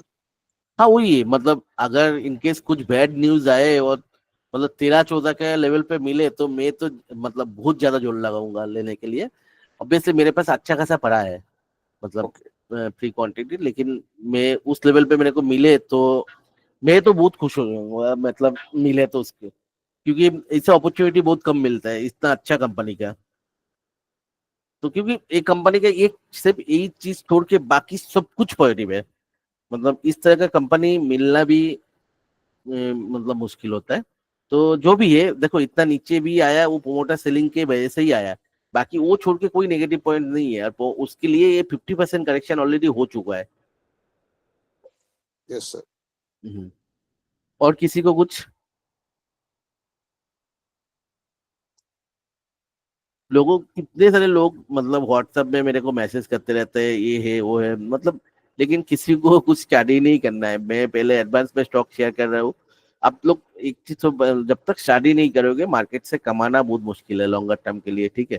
चलो, अभी दूसरा कंपनी जो मैंने बोल रहा था, एक्चुअली इस वीक मैंने उतना स्टाली मतलब स्टॉक ढूंढा नहीं, ये सब स्टॉक जो भी है, मतलब कोई ना कोई पूछा तो उसके वजह से ही मैंने ये मतलब स्टडी किया है, ठीक है? तो जिसके भी कहने से, मतलब जिन लोगों से जो भी पूछा बहुत सारे लोगों ने, तो उसमें से 2-4 स्टॉक मेरे को जो अच्छा लगे वो स्टडी मैं आप लोगों को बोल रहा हूँ, ठीक है? तो मतलब आप लोग पूछते तो जरूर है, खुद स्टडी करते नहीं हो, ठीक है? तो वही पूछने वाला स्टॉक में से ही और एक है जो मेरे को थोड़ा सा स्ट्रक्चरल अच्छा लग रहा है, वो है आपको बॉम्बे डाइंग।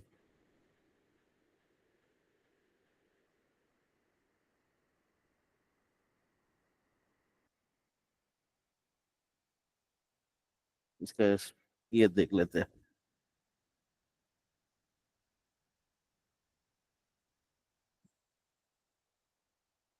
इसका कोड है 500020।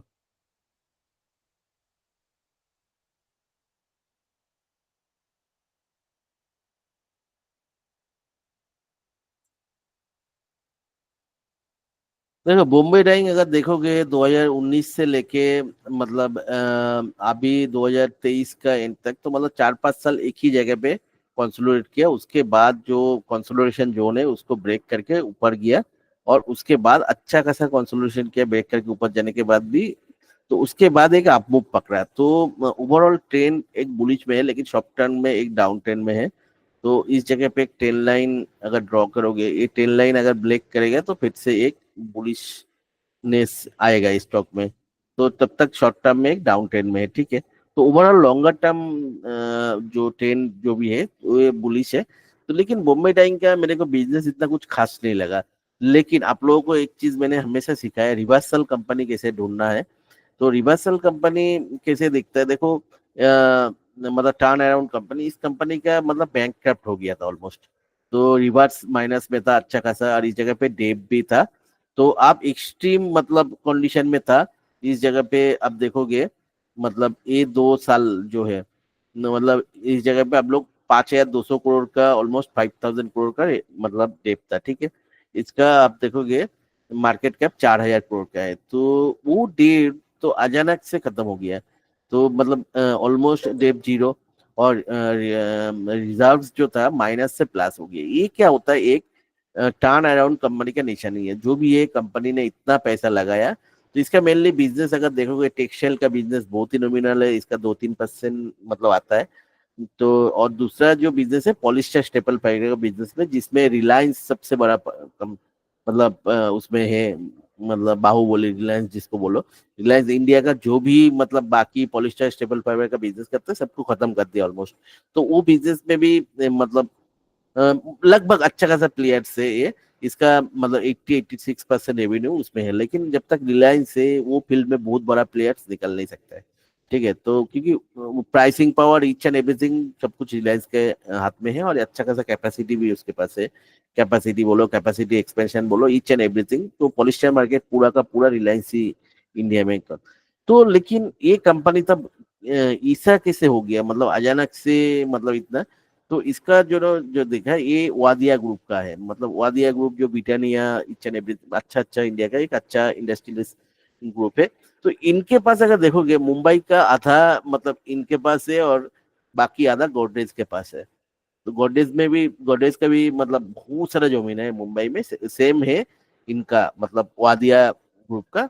बहुत सारे ट्रस्ट या तो में से इसका देखो मतलब इसके लिए कोई मतलब बहुत ज्यादा तीर मारने वाला बात नहीं है। जस्ट आपका पास अगर व्हाट्सएप है, व्हाट्सएप में जो मेटा में जस्ट आप एक उसमें ही क्वेश्चन पूछ लो, जे लैंड बैंक ऑफ द मतलब बॉम्बे डाइंग, ठीक है। तो मेटा में अगर क्वेश्चन पूछू तो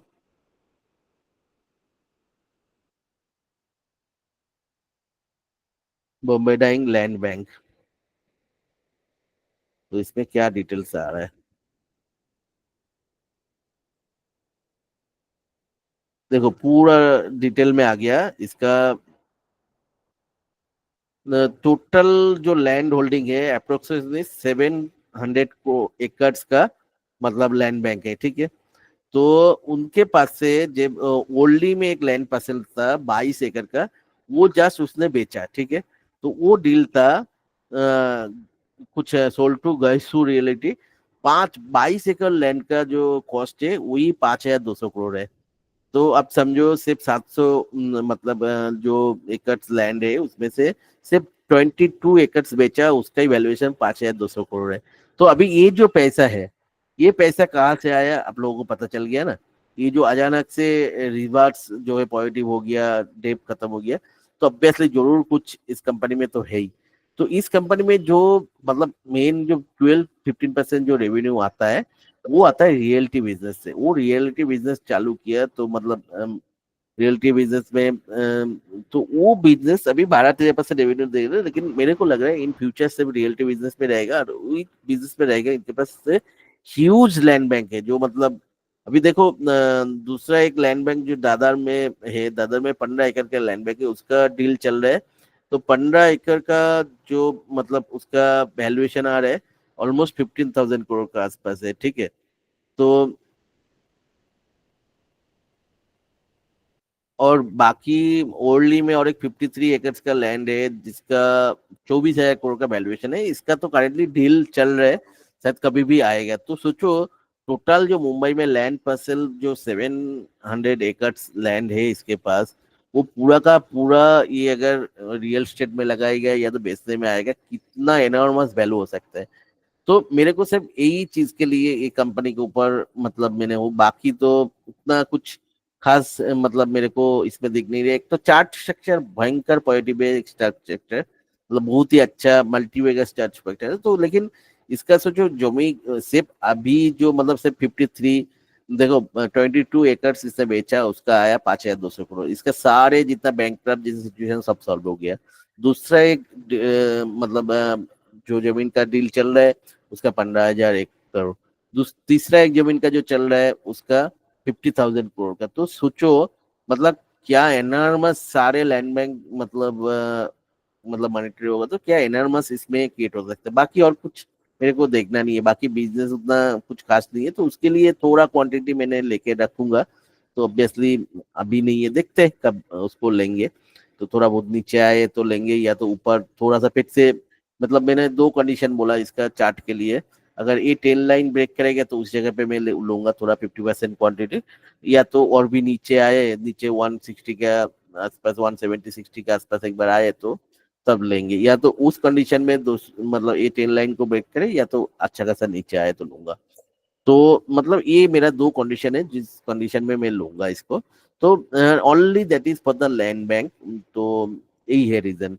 बोलो आप लोग कुछ इसमें ऐड करोगे?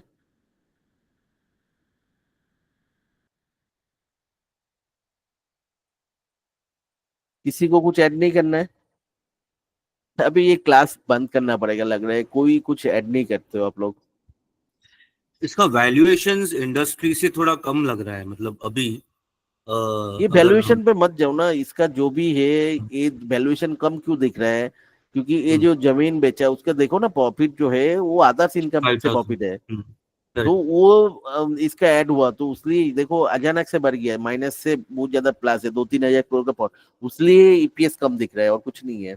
एक का ईपीएस में हो रहा है, that is for the land sale. Right, so मेरा वही थॉट था कि इसके साथ साथ टेक्सटाइल इंडस्ट्री भी थोड़ा अभी उसका बेटर हो जस्ट रहा है। 2-3% का ही रेवेन्यू आता है। They are not that much serious with the textile industry. Obviously उन लोगों को बहुत सारे स्टोर है, ये है, तो शायद अभी हाथ में पैसा है तो वो बिजनेस को भी ग्रो करा सकता है। Correct, yes. और किसी को? दादा, I would like to say something. हाँ हाँ सर बोलिए। इस बिजनेस को मैं काफी टाइम से ट्रैक कर रहा हूँ, मतलब अबाउट 7-8 ईयर्स। तो एक रेंज होती है अबाउट 30-40 से, वो बहुत शार्प मूव करता है टिल 200-230, बैक आ जाता है till the real estate business was not revived, only on the basis of the Wadia Group image and on the basis of little textile business. But nowadays what I have realized in the last couple of quarters, उन्होंने पूरा business revamp किया है on the basis of real estate, no doubt about. और यही मुझे लगता है कि आप देखो पिछले 6 महीने में, साल में बहुत पोटेंशियल निकल के आया है महाराष्ट्र रीजन से रियल एस्टेट बिजनेस का। और ये एक सबसे बड़ी टर्न अराउंड स्टोरी है। अगर आप ग्रुप को देखोगे तो ब्रिटानिया, इनकी जो होल्डिंग कंपनी है बीबीटीसी, और इवन दिस बॉम्बे डाइंग, ये जितना पिछले 2 साल में इन्होंने मूव करके अपना आपको कंसोलिडेट किया है ना, now they are going to focused on real estate, Bombay dyeing business as well. This has a huge potential. और सारा का सारा जो पोटेंशियल है इनका एक ही फैक्टर से है, prime factor is real estate, जिससे टर्न अराउंड स्टोरी होगी। अब पॉजिटिव ये हो गया कि टेक्सटाइल भी इस टाइम इनका पॉजिटिव जोन में शुरू हो गया है। अदरवाइज इनके आप रिजल्ट देखोगे ना तो एवरी क्वार्टर, अगर आप पिछले 7-8 इयर्स के रिजल्ट देखोगे, रिजल्ट कुछ नहीं वेरी है, वर्सेटाइल, वेरी वर्सेटाइल। एक क्वार्टर बहुत अच्छा होगा, एक क्वार्टर बहुत बेकार जाएगा। तो मुझे लगता है ये स्टोरी वाकई ही, मुझे लगता है there is huge potential of Bombay dyeing. हाँ देखो, अगर इन लोगों का कुछ तो प्लान है, नहीं तो ये सारे के बैंकक्रप्ट सिचुएशन से कंपनी को घुमाता नहीं था, पूरा बैंकक्रप्ट सिचुएशन में चला गया उधर से, मतलब कुछ तो प्लान तो कर रहा है। मतलब देखोगे कुछ नहीं तो आप जैसे बोल रहे हो, ये बहुत सही बोला, मतलब एकदम क्वार्टर ऑन क्वार्टर, मतलब एकदम इससे देखो लॉस ही दिखाता था कॉन्टिन्यूअस। तो इस क्वार्टर में बिकॉज 3000 करोड़ का जो प्रॉफिट दिख रहा है, that is because of land sale. Correct दादा, ये तो फैक्ट है, मतलब something is going to be happen and that has to be very soon, yes, because there are, मतलब अगर आप रिसेंट देखो 4 कंपनीज हैं जो बहुत टर्नअराउंड स्टोरीज में कन्वर्ट हुई महाराष्ट्र, मतलब स्पेशली बॉम्बे बेस्ड। गोदरेज को अलग रखते हैं बिकॉज गोदरेज प्रॉपर्टी ने पूरा रिवैम कर दिया, फैमिली वाला दूसरा। एक कंपनी थी Raymond's, the same kind of pattern. Yes, second is Raymond अच्छा खासा चल चुका है ऑलरेडी। हाँ, वो अब चल चुका है क्योंकि अब उसने डिवीजन भी कर दिया, डीमर्जर भी कर दिया, और अच्छा एक एप्रिसिएशन, काफी अच्छा एप्रिसिएशन दे दिया उसने। और अब इसका तीसरा बिजनेस अभी लिस्ट होना बाकी है। तीसरा था आपका सेंचुरी टेक्सटाइल या बिरला, जो अभी इस चीजों में एंटर किया है। बिरला भी अपनी उसी स्टोरी को, जो उसकी पुरानी टेक्सटाइल थी या जो चीजें पड़ी थी, वो उसी के अंदर उस चीज को रिवाइव कर रहा है। अगर आप बिरला को भी, सेंचुरी टेक्सटाइल को भी इस एंगल से आप वॉच करो और तो पूरा टेक्सटाइल सेक्टर देखोगे, गवर्नमेंट का बहुत ज्यादा फोकस है अभी। करेक्ट सर, बहुत फोकस्ड है। और सर डिमांड, मतलब मैं जितनी कंपनियों को अभी डील कर रहा हूं मैं, उनके पास ऑर्डर इतने हैं कि मतलब आप चाहे कोई भी यूनिट उठा के देखो, जो आप वीविंग कर रही है या जो वो कर रही है, उनके पास ऑर्डर इतने ज्यादा हैं कि टाइम नहीं, उनके मतलब कैपेसिटी यूटिलाइजेशन तो 100% चल रही है। वो ये आप लोगों को पता है, मैं भी मतलब टेक्सटाइल फील्ड में ही हूँ। मैं आईआईटी दिल्ली से एमटेक का हूँ, और मैं एक जगह पे अरविंद में डेप्यूटी जनरल मैनेजर हूँ। ठीक है, हमारे पास जो ऑर्डर बुकिंग से अप टू फरवरी तक फुल है। Correct sir, correct sir. अभी भीलवाड़ा में एक डील चल रही थी, मतलब उनके पास बोला कि ऑर्डर नहीं है हमारे पास, मतलब हम मैनेज कर ही नहीं सकते अभी। भयंकर ऑर्डर बुकिंग है, मतलब कर नहीं पा रहे इस तरह का ऑर्डर बुकिंग है। That is one of the factor is Bangladesh situation, another factor is China +1। वो बांग्लादेश ने फ्यूल दे दिया, मतलब बांग्लादेश ने अनप्रेसिडेंटेड फ्यूल दे दिया इस चीज को। वो है दूसरा, चाइना +1, ईच एंड एवरीथिंग, मतलब और तीसरा है, मतलब अभी जो मिनिस्ट्री में है पीयूष गोयल जी, मतलब बहुत ही मतलब पोटेंशियल बंदा है, तो उनको इस सेक्टर में लेकर आया उसलिए। और इंडिया का टारगेट है इस सेक्टर से मतलब ह्यूज एक मतलब एक्सपोर्ट रेवेन्यू जनरेशन करना। तो इनकेस इन लोग कर सकते हैं रिवाइव बॉम्बे डाइंग का वो बिजनेस। तो इनकेस जो भी है, मतलब लैंड जो पार्सल है, लोग ह्यूज ही मतलब मॉनिटरिंग करने मॉनिटर मतलब मनी में कन्वर्ट करने का, मॉनिटरिंग जो इसको कहते हैं, वो करने की कोशिश तो कर रहा है, क्योंकि 3-4 डील दिख रहा है इनका। करेक्ट सर, मतलब ये तो है, the story has something sir, मतलब we have to look out this company on a, मतलब हाँ, रेगुलर हम लोग देखो क्या होता है, पोर्टफोलियो हमेशा मैं जो चलता हूँ रिस्क मैनेजमेंट करके चलता हूँ। तो पोर्टफोलियो के एक स्टॉक में कभी मेरा 2.5% के ऊपर वेटेज रहता नहीं है कोई स्टॉक में। तो इस कंपनी में भी दे सकता हूँ 2 डूब जाएगा तो क्या है, मेरा 2-3% ही लेकर जाएगा पोर्टफोलियो का। तो मेरे को लगता नहीं इसमें एक वैल्यू अनलॉकिंग तो हो रहा है इस कंपनी का। सर डूबेगा तो नहीं, तो थोड़ा टाइम ले सकता है, करेक्ट, मतलब टाइम जोन में जा सकता है, बट मुझे नहीं लगता डूबेगा किसी भी कीमत पे। हाँ, इनकेस अगर देखो मार्केट में करेक्शन आया और ये कंपनी नीचे गया, मैं तो दबा के इसको मतलब ऐड टाइम करूंगा। जोन सर, मैं कह रहा हूँ सर, टाइम जोन करेक्शन हो सकती है, लेकिन कभी प्राइस बहुत ज्यादा करेक्शन नहीं लगती मुझे। देखो यही सब चीज सोचना पड़ता है जी आपको, मार्केट से 100 बेगर्स कैसे मिल सकते हैं। चलो 100 बेगर्स आप सोच के करो, लेकिन आपको 5 टाइम 10 टाइम्स भी मिल गया तो बहुत होता है ना। करेक्ट सर, मतलब this company I have to look it out for next 5 years। आपने बहुत ही अच्छा मतलब इनपुट दिया। देखो ये संडे क्लासेस इसलिए होता है, मेरे को भी, मैं तो जो भी स्टडी करता हूँ और क्लास से मेरे को हमेशा मोटिव रहता है कि कुछ मिले इधर से। वो क्या होता है, मेरे को और भी ज्यादा कॉन्फिडेंस देता है, बहुत सारे इन्फॉर्मेशन मिलता है। तो देखता हूँ अभी लास्ट कुछ क्लास से आप लोग एकदम ही इन्फॉर्मेशन नहीं देते, जैसे आज आपसे एक अच्छा ये इन्फॉर्मेशन मिला, मतलब ठीक है, अच्छा खासा डिस्कशन अच्छा खासा होना चाहिए। इसलिए मैं सबको रिक्वेस्ट करूंगा आप लोग स्टडी करो, इसमें कोई शर्म का बात नहीं है। कुछ भी छोटा छोटा पॉइंट, बहुत सारी चीज होता है जो मेरे से शायद मिस हो रहा है, वो आप लोग ऐड करोगे तो हम लोगों को सबका बेनिफिट रहेगा। यस सर, बिकॉज नॉलेज बहुत है, पता इतना है कि आपको इतनी अब मर्जीज हो गई हैं, चीजों इतनी सारी है कि I mean you can't remember everything.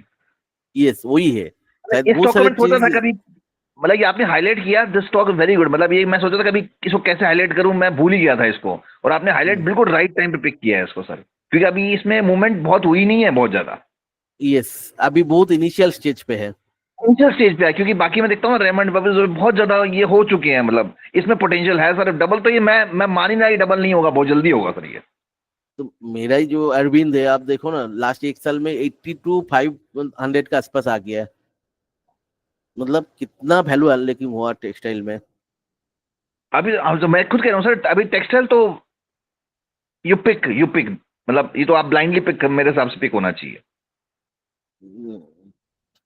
तो High-tech ठीक है, भी और भाग उसके रहा साथ है। इसका आइसिंग ऑन क्रीम है इसका लैंड बैंक। मतलब जो सोचो, एक लैंड बैंक का डील तो ऑलरेडी हो चुका है, 22 एकड़ से बेचा है उन्होंने, 700 एकड़ से। उसमें ही उनको कितना 5,200 करोड़। दूसरा लैंड डील चल रहा है जो दादर में, उसका 15 एकड़ का लैंड बैंक का 15,000 करोड़। और तीसरा जो चल रहा है वो 50 एकड़ का कुछ 50,000 करोड़ का। तो मतलब आप समझो क्या मतलब वैल्यू अनलॉकिंग होने वाला है। ये दो लैंड डील मतलब पूरा हो जाए तो आप समझो कितना 65,000 करोड़ का, मतलब ओनली 4,000 करोड़ का कंपनी है। तो उसके हिसाब से ही तो इसका वैल्यूएशन 15 गुना। तो करेक्ट सर, एक्चुअली करेक्ट। मतलब सारे लैंड बैंक अगर ये लोग अगर मतलब ऐसा ध्यान लीजिए, सारे लैंड बैंक को मॉनिटरिंग करना है तो 700 एकड़ का मतलब, ये अगर 100-200 एकड़ को भी मतलब मनी में कन्वर्ट करे तो ह्यूज ह्यूज वैल्यू मतलब अनलॉकिंग होगा। और मुंबई का मतलब प्राइम लोकेशन में इन लोगों का बहुत बहुत सारे जमीन है। तो रियल स्टेट में भी पूरा इन लोग फोकस करें तो that is also huge huge मतलब वैल्यू अनलॉकिंग है। सर ग्रुप तो वाडिया है, मतलब है ही सी, मतलब कुछ भी हो बिजनेस तो उनको मालूम है करना कैसे और कैसे आगे बढ़ना है। यस, तो ऑलरेडी इनके पास एक मतलब लेगेसी तो है ही ब्रिटानिया का। वही मैं कह रहा हूँ सर, इनका मतलब उनके फाइनेंसिंग और ये सब गुडविल, इन सब तो कोई इनको प्रॉब्लम है ही नहीं किसी भी चीज से। तो ऐसा कंपनी बहुत रेयरली मिलता है। मैं तो रिस्क लूंगा, लेकिन हाँ, कैसे एंट्री करूंगा नहीं करूंगा वो तो बात का बात है। मैं एक्सपेक्ट जो अगर मार्केट में करेक्शन आए तो this is one of the company जो मैंने ऐड करूंगा। हाँ सर या करेक्ट, मतलब आई एग्री सर। तो मैंने अभी वही कर रहा हूँ। जैसे अभी एक तीसरा कंपनी है स्नोमैन लॉजिस्टिक्स, ये सबको मतलब पता है, बहुत ही अच्छा कंपनी है। और स्नोमैन लॉजिस्टिक्स, तो देखो अभी क्या है, स्नोमैन लॉजिस्टिक्स ऐसा एक फील्ड में वो काम करता है। वो है मतलब जैसे आप सोचो कोई भी जगह से मतलब मिल्क ट्रांसपोर्ट कर रहे हो, या तो बाटा ट्रांसपोर्ट कर रहे हो, घी ट्रांसपोर्ट कर रहे हो, बहुत सारे मेडिसिन ट्रांसपोर्ट करना है ऐसा, और बहुत सारे सब्जी जैसे है ट्रांसपोर्ट करना है, तो उसको आपको कोल्ड एनवायरमेंट में लेके ही करना पड़ता है। तो उसमें और भी बहुत सारे चीजें है। ठीक है, तो मतलब कोल्ड एक एनवायरमेंट में लेके, जैसे एसी कार्स में उसको मतलब ट्रक है या तो वैन है, एसी वैन में, ये सब में स्टोर करना पड़ता है। तो इसके लिए क्या करना पड़ता है, आप अगर कोल्ड मतलब चेन का मतलब कोल्ड ट्रांसपोर्टेशन में है, इसका मतलब आज उठ के कोई भी लॉजिस्टिक कंपनी अचानक से चालू नहीं कर सकते। क्यों? क्योंकि इसके लिए ह्यूज इंफ्रास्ट्रक्चर चाहिए, उसके लिए ट्रक चाहिए, जो कोल्ड जिसका एसी वाला ट्रक होना चाहिए, उसका टेम्परेचर कंट्रोल करने का इंस्ट्रूमेंट रहना चाहिए, ईच एंड एवरीथिंग रहना चाहिए, वेयर हाउसेज रहना चाहिए टेम्परेचर कंट्रोल। क्योंकि आप लॉन्ग डिस्टेंस में लोग, जैसे कोई कंपनी क्या करते हैं, जैसे कोई कंपनी ऐसा सोचो चीज सामान प्रोड्यूस कर रहे हैं, तो वो इमीडिएटली उसको बेचने का ऑर्डर्स नहीं आता है। मतलब सोचो कंपनी प्रोड्यूस तो कर दिया, तो उसको ले जाके वेयर हाउसिंग करते हैं, उसके बाद जैसे जैसे ऑर्डर्स आते हैं उसको पहुंचाते हैं। तो उस सब कंपनी से क्या होगा, वो बनाया, इसको दे दिया, तो उसको वेयर हाउसिंग करते हैं, और जैसे जैसे ऑर्डर से उसके हिसाब से पूरा डिस्ट्रीब्यूशन करता है। तो इस तरह का कोल्ड जो लॉजिस्टिक्स है, कोल्ड चेन का लॉजिस्टिक्स है, एक काल अचानक से उठ के कोई बना नहीं सकता, क्योंकि इसमें ह्यूज ह्यूज इन्वेस्टमेंट होता है। तो इंडिया में आप अगर देखोगे, इंडियन गवर्नमेंट का जो फोकस है, तो इस बार का बजट देखोगे क्लियर हो जाएगा। एग्रीकल्चर रिलेटेड मतलब ओनली फार्मिंग नहीं है, फार्मिंग जैसे मिल्क का भी फार्मिंग होता है, कैटल का भी फार्मिंग होता है, मीट का बिजनेस होता है, ईच एंड एवरीथिंग जो। और दूसरा जो रेडी टू ईट जो प्रोडक्ट्स होता है, तो रेडी टू ईट जैसे आज के दिन में देखता हूँ बहुत सारे दिन हम लोग क्या करते हैं, जैसे हम लोग क्या होता है, मैं बंगाली है तो नॉनवेज करते हैं, तो नॉनवेज रेडी टू मतलब ईट कैसा होता है, वो बना के पूरा मिल जाता है, सिर्फ घर पे ले आके गर्म करके खा लो।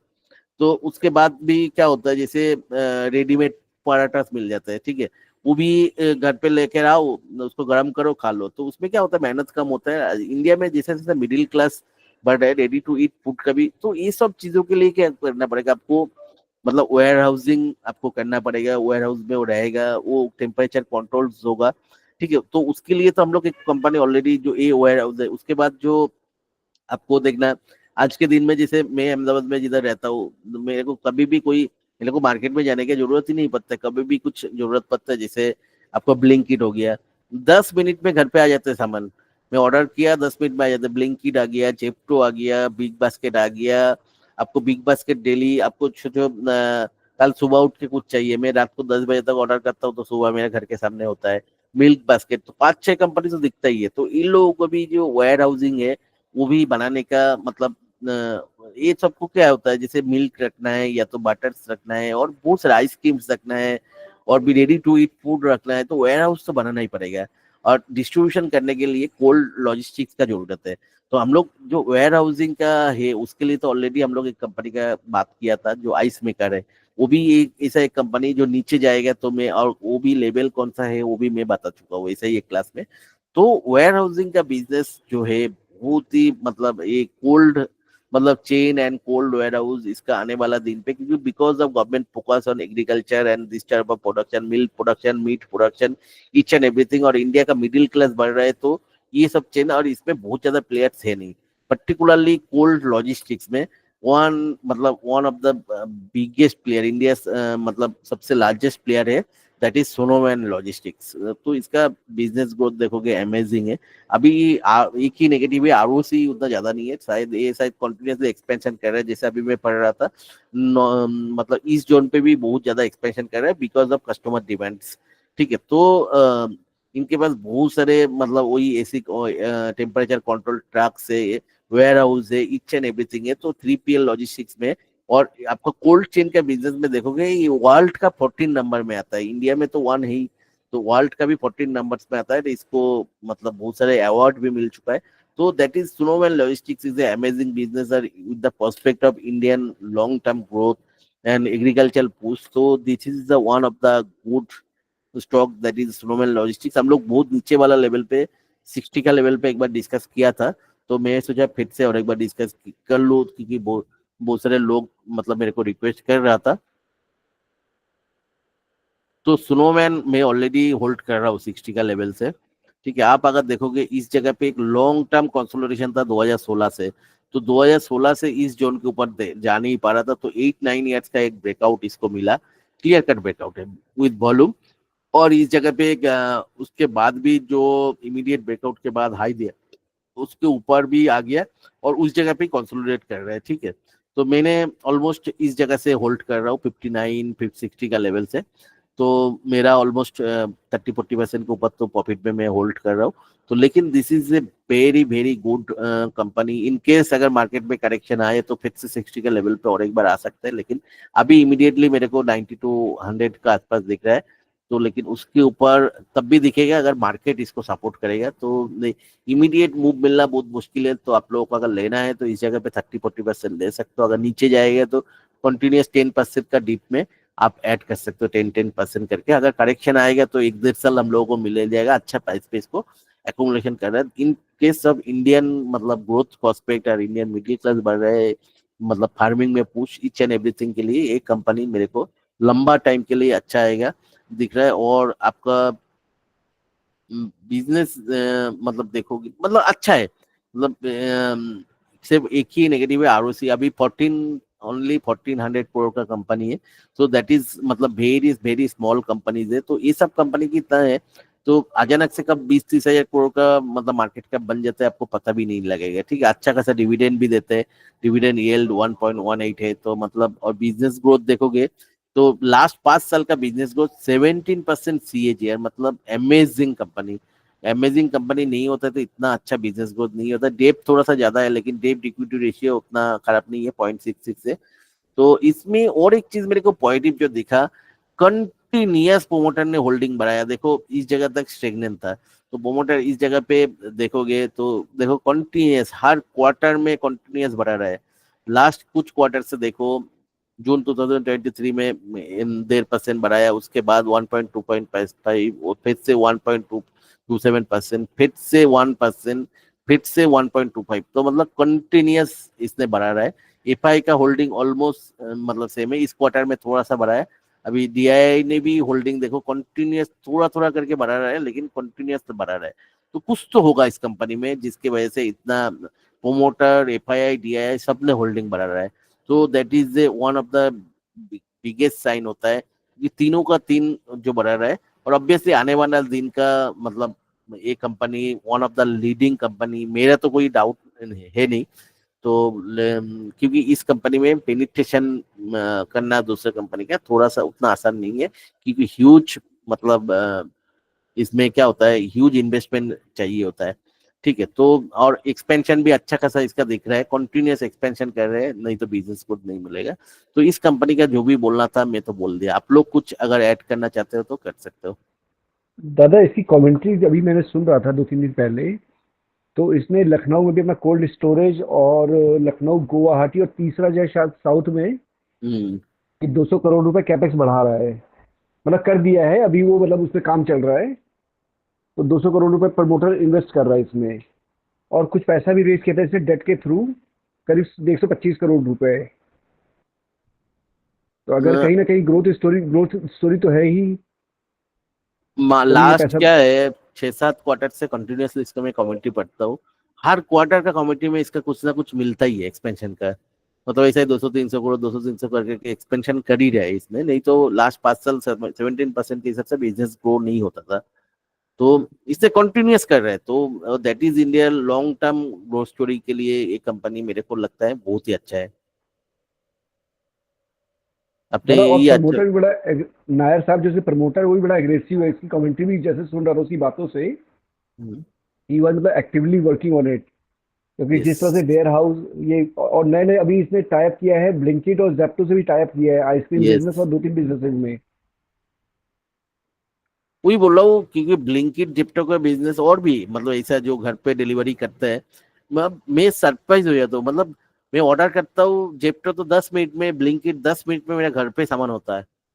मतलब कैसे स्ट्रक्चर बनाना पड़ा, तो इतना मतलब क्या है, आपको 10 मिनट में कब भी होगा, तो मतलब आपको कम से कम 5-6 किलोमीटर के अंदर इन लोगों का 8-10 मतलब जगह पे स्टोर होगा, तब भी आपको 10 मिनट में दे सकते हैं ना। कोई भी जगह से आप अहमदाबाद में ऑर्डर्स कर रहे हो, तो मतलब हर 2-3 किलोमीटर में इन लोगों का एक मतलब वो क्या है पॉइंट होगा, तब भी वो दे सकते हैं। तो सोचो उस जगह पे cold storage each and everything बनाना पड़ेगा। तो मतलब ह्यूज इस बिजनेस का मतलब एक पोटेंशियल मेरे को जो दिखता है। और किसी को कुछ? Sir I would like to say, बोलिए सर। इसको थोड़ा सा अगर बैक चलते हैं ना 2021, but during the Covid time इनका एक डील हुआ था अदानी के साथ। आप थोड़ा R&D करोगे, Adani was interested to buy Snowman Logistics. कुछ शेयरिंग हुआ भी सही। ये शेयरिंग क्यों हुआ, एक्चुअली में उसका इंटरेस्टेड था कोल्ड स्टोरेज बिजनेस से, वो अट्रैक्ट हुआ था क्योंकि वो तब टाइम था कि वैक्सीनेशन के लिए एक नेटवर्क चाहिए, उसमें company would, government would like to spend huge, and तो तब अदानी वॉज इंटरेस्टेड। अनफॉर्चुनेटली क्योंकि वो फाइजर के लिए के पॉइंट ऑफ व्यू से शायद सोचा गया होगा, उसके बाद ये पूरा स्ट्रक्चर बदल गया, तो वो डील फाइनली वो कॉल्ड ऑफ हो गई वो डील। तभी शायद वो प्रमोटर का उतना इंटरेस्ट नहीं था। इसलिए आप अगर आप स्टोरी देखोगे 1999 टू 2020, फिर 2021, 2022, ये थोड़ा स्टोरी, फिर जब ये ठंडा हो गया वापस रिवर्स हो गई, then promoter has decided to, इसलिए वो धीरे धीरे उन्होंने फिर वापस टेक करके इन्वेस्टमेंट करके, और फिर वो एक स्ट्रक्चर्ड वे में, फिर उनको लगा, रियलाइज हुआ कि India has a huge potential in logistics. तो ये इसमें पोटेंशियल तो तब भी था जब अदानी ने उसको देखा। Adani was interested to buy, बस शायद अदानी उस टाइम लॉजिस्टिक्स में वो एंटर कर नहीं पाया, या किसी और रीजन उसने उस टाइम उसको लॉजिस्टिक्स तो छोड़ दिया। अल्टीमेटली इनका प्रोमोटर कौन है पता है? हाँ, कोई नायर करके है, मिस्टर नायर। नहीं, गेटवे अच्छा गेटवे, हाँ गेटवे डिस्ट्रिक्ट पार्क, दैट हाँ, is one of yes. The leading logistic company India का। लॉजिस्टिक कंपनी, आपको- यस यस यस। तो वही में शायद उसका इंटरेस्ट नहीं हुआ कि इस वाली कंपनी को हम शायद सेल कर देते हैं, अदानी वाज इंटरेस्टेड, तो उन्होंने शायद उस टाइम पे उसको, इसलिए वो फिर वो प्लस माइनस होके एक बार वापस आया। जब वो अदानी से कॉल्ड ऑफ हुआ तो वो धीरे धीरे वापस रिवर्स ट्रांसफर हुआ। Then promoter would like to reinterest again, उन्होंने फिर अपना स्टेक कंटिन्यूसली बढ़ाना शुरू किया। और उसके बाद नाउ आप प्राइस देखो, प्राइस 30, 40, 50, 60, 70, 80 तक ये वापस पहुंच गया। और अब ये कंसोलिडेट करके this is going to be very good company now. Yes, और ऑलमोस्ट मोनोपोली बिजनेस है, ऑलमोस्ट Almost मोनोपोली। monopoly। पूरा इंडिया वाइज डिस्ट्रीब्यूशन चेन तो किसी के पास नहीं है, कोल्ड डिस्ट्रीब्यूशन चेन। तभी बता रहा सर, कोल्ड का उस टाइम पे जो मोनोपोली था, एक काइंड ऑफ मोनोपोली, वो सिर्फ स्नोमैन के पास था, जो उनको प्लस -40 या -50 डिग्री टेम्परेचर का पूरा लॉजिस्टिक Yes. मेंटेन करना था उनको, वो किसी के पास था ही नहीं। और still India has a huge potential, क्योंकि इंडिया के पास इंफ्रा है ही नहीं एक्चुअली में अभी तक। हाँ, कोल्ड मतलब लॉजिस्टिक्स का उतना इंफ्रास्ट्रक्चर है नहीं इंडिया का, ये अभी भी मोनोपोली ही है इसका। मतलब थोड़ा तो जो लोकली बेसिस पे एक दो स्टेट का हिसाब से है, लेकिन पूरा इंडिया बेसिस पे कोई कंपनी तो है नहीं इतना स्ट्रक्चरल। वन सिंपल स्टैटिस्टिक्स, अभी हम जो ऑनलाइन जो हम डिलीवरी जो सब देखते हैं, कितना है ये? हार्डली अभी 9 to 10% है। यस, मतलब आप इसको सिंपल डबल भी कर दो, तो इसको सिंपल डबल करते हो तो आप देखो मतलब कितना शेयर होगा। ये इसलिए मैंने जो आइसमेक करके जो कंपनी है उसके ऊपर मैं इतना बुलिश हूँ। वो डायरेक्ट मतलब ये जो जेप्टो है, बिग बास्केट है, सबका वो जो छोटा कोल्ड स्टोरेज है ना, वो बना के देते हैं। करेक्ट सर, बिल्कुल करेक्ट। तो उसका तो मतलब वी आर टू मच, मतलब हमारे पास अपॉर्चुनिटी है, क्योंकि आइस में करेक्ट हो रहा है, अच्छा खासा करेक्शन हो गया, ऑलमोस्ट 50%। तो मैं तो बहुत खुश हूँ। अराउंड 1000 के आसपास से करेक्ट हुआ वो वापस। Correct sir. तो बहुत खुश हूँ, मैंने इतना करेक्शन हो रहा है, मैंने ऑलरेडी 20-30% लिया है, और भी नीचे आएगा तो और भी लूंगा। मैंने कंटिन्यूअसली मैंने वही स्ट्रेटेजी है, हर 10% डाउन में उठाओ। हाँ, दिस कंपनी इज गुड। हाँ, यस सर, एग्री सर। तो उस कंपनी में भी हर चीज पॉजिटिव है। दैट इज, मैं यही कंपनी ढूंढता हूँ जो इंडिया का पर्सपेक्ट में कौन सा कंपनी में टेलविंड चल रहा है। तो दीज आर द कंपनीज जो हैविंग टेलविंड। चलो अभी और एक कंपनी है आरकेसी, नेक्स्ट वीक डिस्कस करेंगे, वो भी बहुत अच्छे कंपनी है, 200-250 करोड़ का कंपनी है, और जिसके पास ऑर्डर बुकिंग ऑलमोस्ट 2500 करोड़ का है, इंफ्रास्ट्रक्चर है, और दूसरा उसका मेरीन इंफ्रास्ट्रक्चर भी वो बनाता है। तो उसके लिए इंडियन जो डिफेंस मतलब नेवी है, उससे भी ऑर्डर मिलता है, प्लस इंडियन गवर्नमेंट का जो आपका अभी जो सागरमाला प्रोजेक्ट चल रहा है, रिवर कनेक्टिंग प्रोजेक्ट चल रहा है, तो वो जो मेरीन छोटा जेटीज या तो आपको जो पोर्ट बनता है, उसका छोटा मोटा इंफ्रास्ट्रक्चर, इसमें बहुत ज्यादा ऑर्डर्स उसको मिलता है। और उस तरह का कंपनी बहुत कम है, नहीं तो आपको एक 250 करोड़ का कंपनी के पास कैसे 2500 करोड़ का ऑर्डर बुकिंग है, और उसका चार्ज स्ट्रक्चर भी बहुत ज्यादा है, अच्छा है। तो आज और टाइम नहीं है आरकेसी डिस्कस करने के लिए, क्योंकि मेरे को कहाँ पे काम के लिए निकलना है। मतलब एकदम मेरा वाइफ से मतलब डॉट लाइन मिला 11 के बाद, बोला 1 भी मिनट बैठना मत। तो क्योंकि संडेज है, अभी मेरे को निकलना है। तो जो भी है मतलब आरकेसी वो भी एक, उसके भी चार्ट स्ट्रक्चर बहुत अच्छा लग रहा है। इंफ्रास्ट्रक्चर रिलेटेड कंपनीज है, और मेरीन इंफ्रास्ट्रक्चर रिलेटेड जो भी कंपनीज है वो तो भागने वाला है, क्योंकि that is because of Sagarmala projects. तो इसको तो ऑर्डर्स मिलने वाला ही है। तो जो भी है मतलब वो कंपनी भी अच्छा है। तो देखो हर कंपनी कैसे, इस क्लास में मैं डिस्कस करता हूँ कैसे एनालिसिस करना है कंपनीज को। हर एक कंपनी जो भी मैंने डिस्कस किया, that is पर्सपेक्ट of Indian economy, Indian government का क्या पुश है, और आने वाला दिन में क्या है, उसके साथ चार्ट स्ट्रक्चर। तो उसके हिसाब से ऑब्वियसली मेरा कुछ चेकलिस्ट है, जो चेकलिस्ट के हिसाब से फुलफिल हो रहा है तब भी तो मैं होता है। ऑब्वियसली मैं होप आप लोगों को एक क्लास अच्छा लगा। क्लास नहीं है, डिस्कशन एक्चुअली। और थोड़ा सा मेरे को आज अच्छा सा इनपुट भी मिला, लेकिन मैं सबको रिक्वेस्ट करूंगा, आप लोग सबने मतलब करोगे, थोड़ा बहुत इनपुट दोगे तो ये क्लास और भी अच्छा होगा, और मेरे को भी बेनिफिट मिलेगा। अगर मेरे को नहीं बेनिफिट मिलेगा तो ऑब्वियसली एक टाइम के बाद मेरे को बंद करना पड़ेगा, क्योंकि कंटिन्यूस तो खुद ही ये 2 घंटा और भी कोई कंपनी में स्टडी कर लूँ ना, अगर मेरे को इनपुट नहीं मिलेगा तो ऑब्वियसली। और बहुत सारे लोग अभी क्लास के लिए रिक्वेस्ट कर रहे हैं। अभी मेरे पास क्या क्लास कराने के लिए उतना टाइम नहीं है। ऑब्वियसली मैं आने वाला दिन पे कभी टाइम निकल पाऊँ तो मैं करूँगा, तो मैं बता दूंगा आप लोगों को तो हर रोज मतलब पूछने का कुछ नहीं है, अभी नहीं है मेरे पास मतलब क्लास, क्योंकि अभी पूरा दिवाली है वो में, तो मतलब उसमें क्या है, ये टाइम फैमिली को देना ज्यादा वो अच्छा होता है। तो ठीक है, जब भी मैं करूंगा तो मैं सोच रहा हूँ शायद अगर दिसंबर में कुछ टाइम मिले तो उस टाइम पे करूंगा, अभी भी कंफर्म नहीं है, तो अगर करूंगा तो मैं बता दूंगा। ठीक है, तो चलो आज के लिए इतना ही। Thank you dada. Thank you. Thank you. Thank you. Thank you dada. Thank you. Thank you दादा।